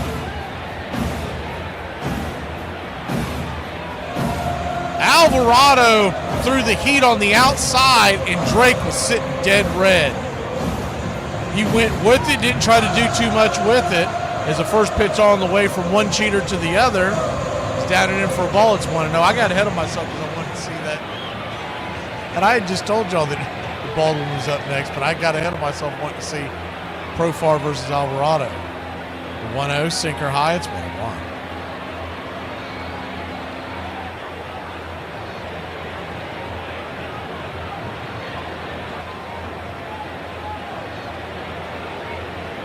One count high and inside, 99 miles an hour, spins him around. 2-1.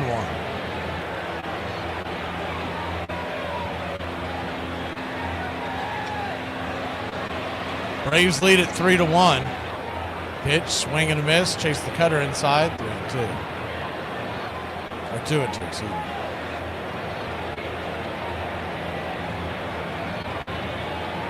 He just got it over that wall, but this is such a short porch here in Philadelphia. The 2-2, down and in, sinker misses.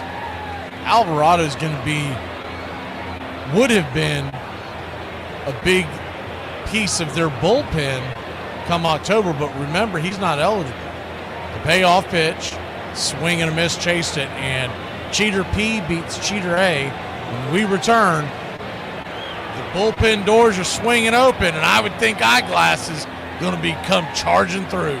The 1983 World Series. The first game of that series is in Baltimore. Two things happen that night. Number one, I meet Bob Costas for the first time, and Cosell walks by. And Costas sees Cosell, who's coming up from behind me, and goes, Howard, he says, I want to say hello. I'm Bob Costas with NBC. And Cosell says, I know who you are. You're the child who rhapsodizes about the infield fly rule. I'm sure you'll have a fine career. That was Cosell's initial interaction with Bob Costas. Larry Bird, you don't realize how big Larry Bird is until you stand up close to him. So he walked by us and he says, y'all those college guys? And we was like, yeah, we the college guys. And he looked at us and he said, get some rest. It's going to be a long week. Fisk became the first of the catchers of a new generation of receivers that were different than all those who came before him. Nobody had ever really seen catchers that were this tall, this angular as Carlton Fisk was. He was statuesque behind the plate. And Carlton's size made his constant presence back there all that more amazing. So how did Pudge keep going? My longevity depended on a number of things. First and foremost is my DNA allowed me to do it. What a great throw, one of the finest catchers in baseball. I don't think anybody else has matched him in numbers or years of the games called. Fisk played for 24 seasons and caught 100 or more games in half of them. He was big and strong, and he was durable. Behind the plate, he was better than most guys I've ever seen. Offensively, he was one of the better offensive catchers in the game of baseball. Forget about it, it's gone. A home run for Carlton Fisk. An 11-time All-Star. Fisk is second all-time among catchers with 844 extra base hits. We will have a seventh game in this 1975 World Series. Everybody who saw it can remember where they were, who they were with. It's one of those moments that's permanently branded in your brain. The eyeglasses emoji is in there for y'all for you country club members. Raziel Iglesias, affectionately known as Eyeglasses here in Braves country.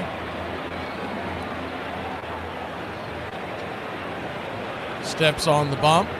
Just got a clean look at that ball that went up the middle that touched Alvarado's glove that basically allowed us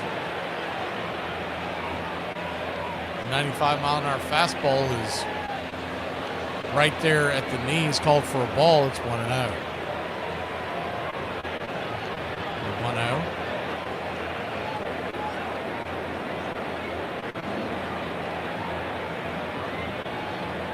Right there for a strike. It's 1-1. But the infield single from Fraley, and what I didn't notice at the time because they slowed it down and showed it during the break, he almost put backspin on it. When he went to swipe out the glove, he hit it, and he didn't just slow it down. It was almost like a drop shot in tennis. As the four-seam fastball is fouled straight back, it's 1-2. So not only did he touch it, which made it much more difficult for Turner to get to it and throw it to first, but he slowed it down and gave it a backspin as the 1-2 swing and a miss. Strike three. One away. Eyeglasses pumping. High heat. Four-seamer. Man, that's a tough pitch to hit from the right. That's a tough pitch to hit, period. I'm telling you, I wouldn't mind them bringing back Eyeglasses. I think he could have a good season next year. First pitch on the way is a sinker up top. It's 0-1. Even if it's on a deal where he only wants to do 1 year because he wants to see what the market's like the following year, is the 0-1. Swing pops it back foul to do it and go get you another guy that can set up behind him, that can close. And if he stumbles, you got an answer. And if he doesn't stumble, you just got a much longer pen. The 0-2 count, swing, pops it up high in the center, drifting in. Making the catch is Michael Harris II. 2 down. Phillies down to the last out.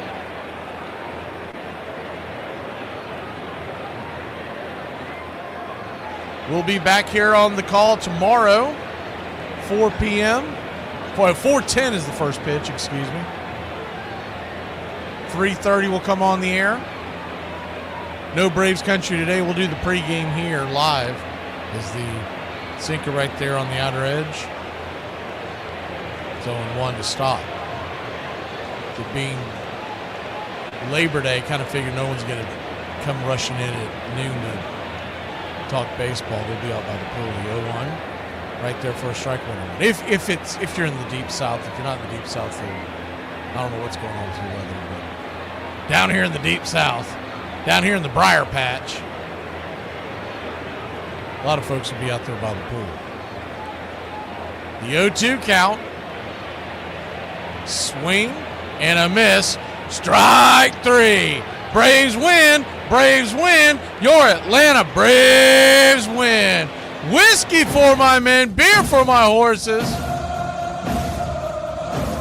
Philly thought they were going to get the brooms out on us. If you want to stop me, you're going to have to kill me! Braves come in and knock them out 3-1. End this terrible series with a high note. Game ball. You could go two different ways on this one. We're going to go ahead and give it to the Drake, who came in and hit the 2-run home run. But a tip of the cap to Hurston Waldrop. 5 2/3, 9 Ks, 4 hits, 1 run. He did walk 4, which is why I would say that we'll give it to Drake Baldwin. But the Drake gets us the win, and we will see you tomorrow. 4:10 first pitch, Spencer Strider Day in Wrigley Field on Labor Day. Nothing better than a little baseball on Labor Day. We'll see you then.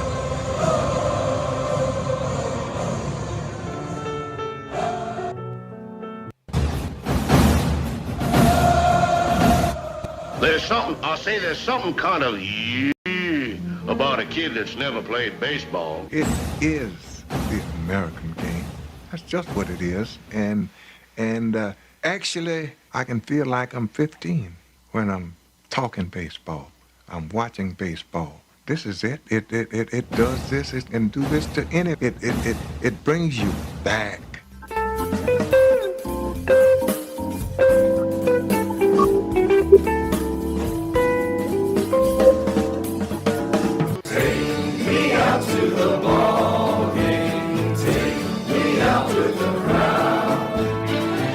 Some peanuts and Cracker Jacks. I don't care if I ever get back. Let me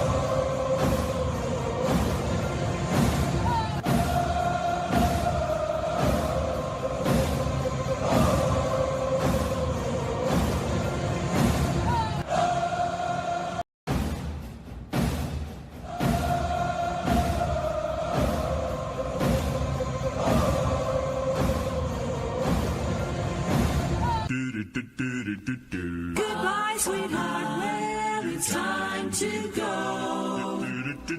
We're back tomorrow with another show. Well, unless we're fired, we'll talk to you then. Goodbye, sweetheart. Goodbye. Goodbye. Guys and gals, it's time to go. We'll see you on the next show. Same bat time, same bat channel. It's closing time, y'all. You don't have to go home, but you can't stay here. Have a great one. On your way out, please like and subscribe. And don't forget to tip your favorite bartender. We'll see you. I'm Mac McGee, signing off for Braves Country Radio.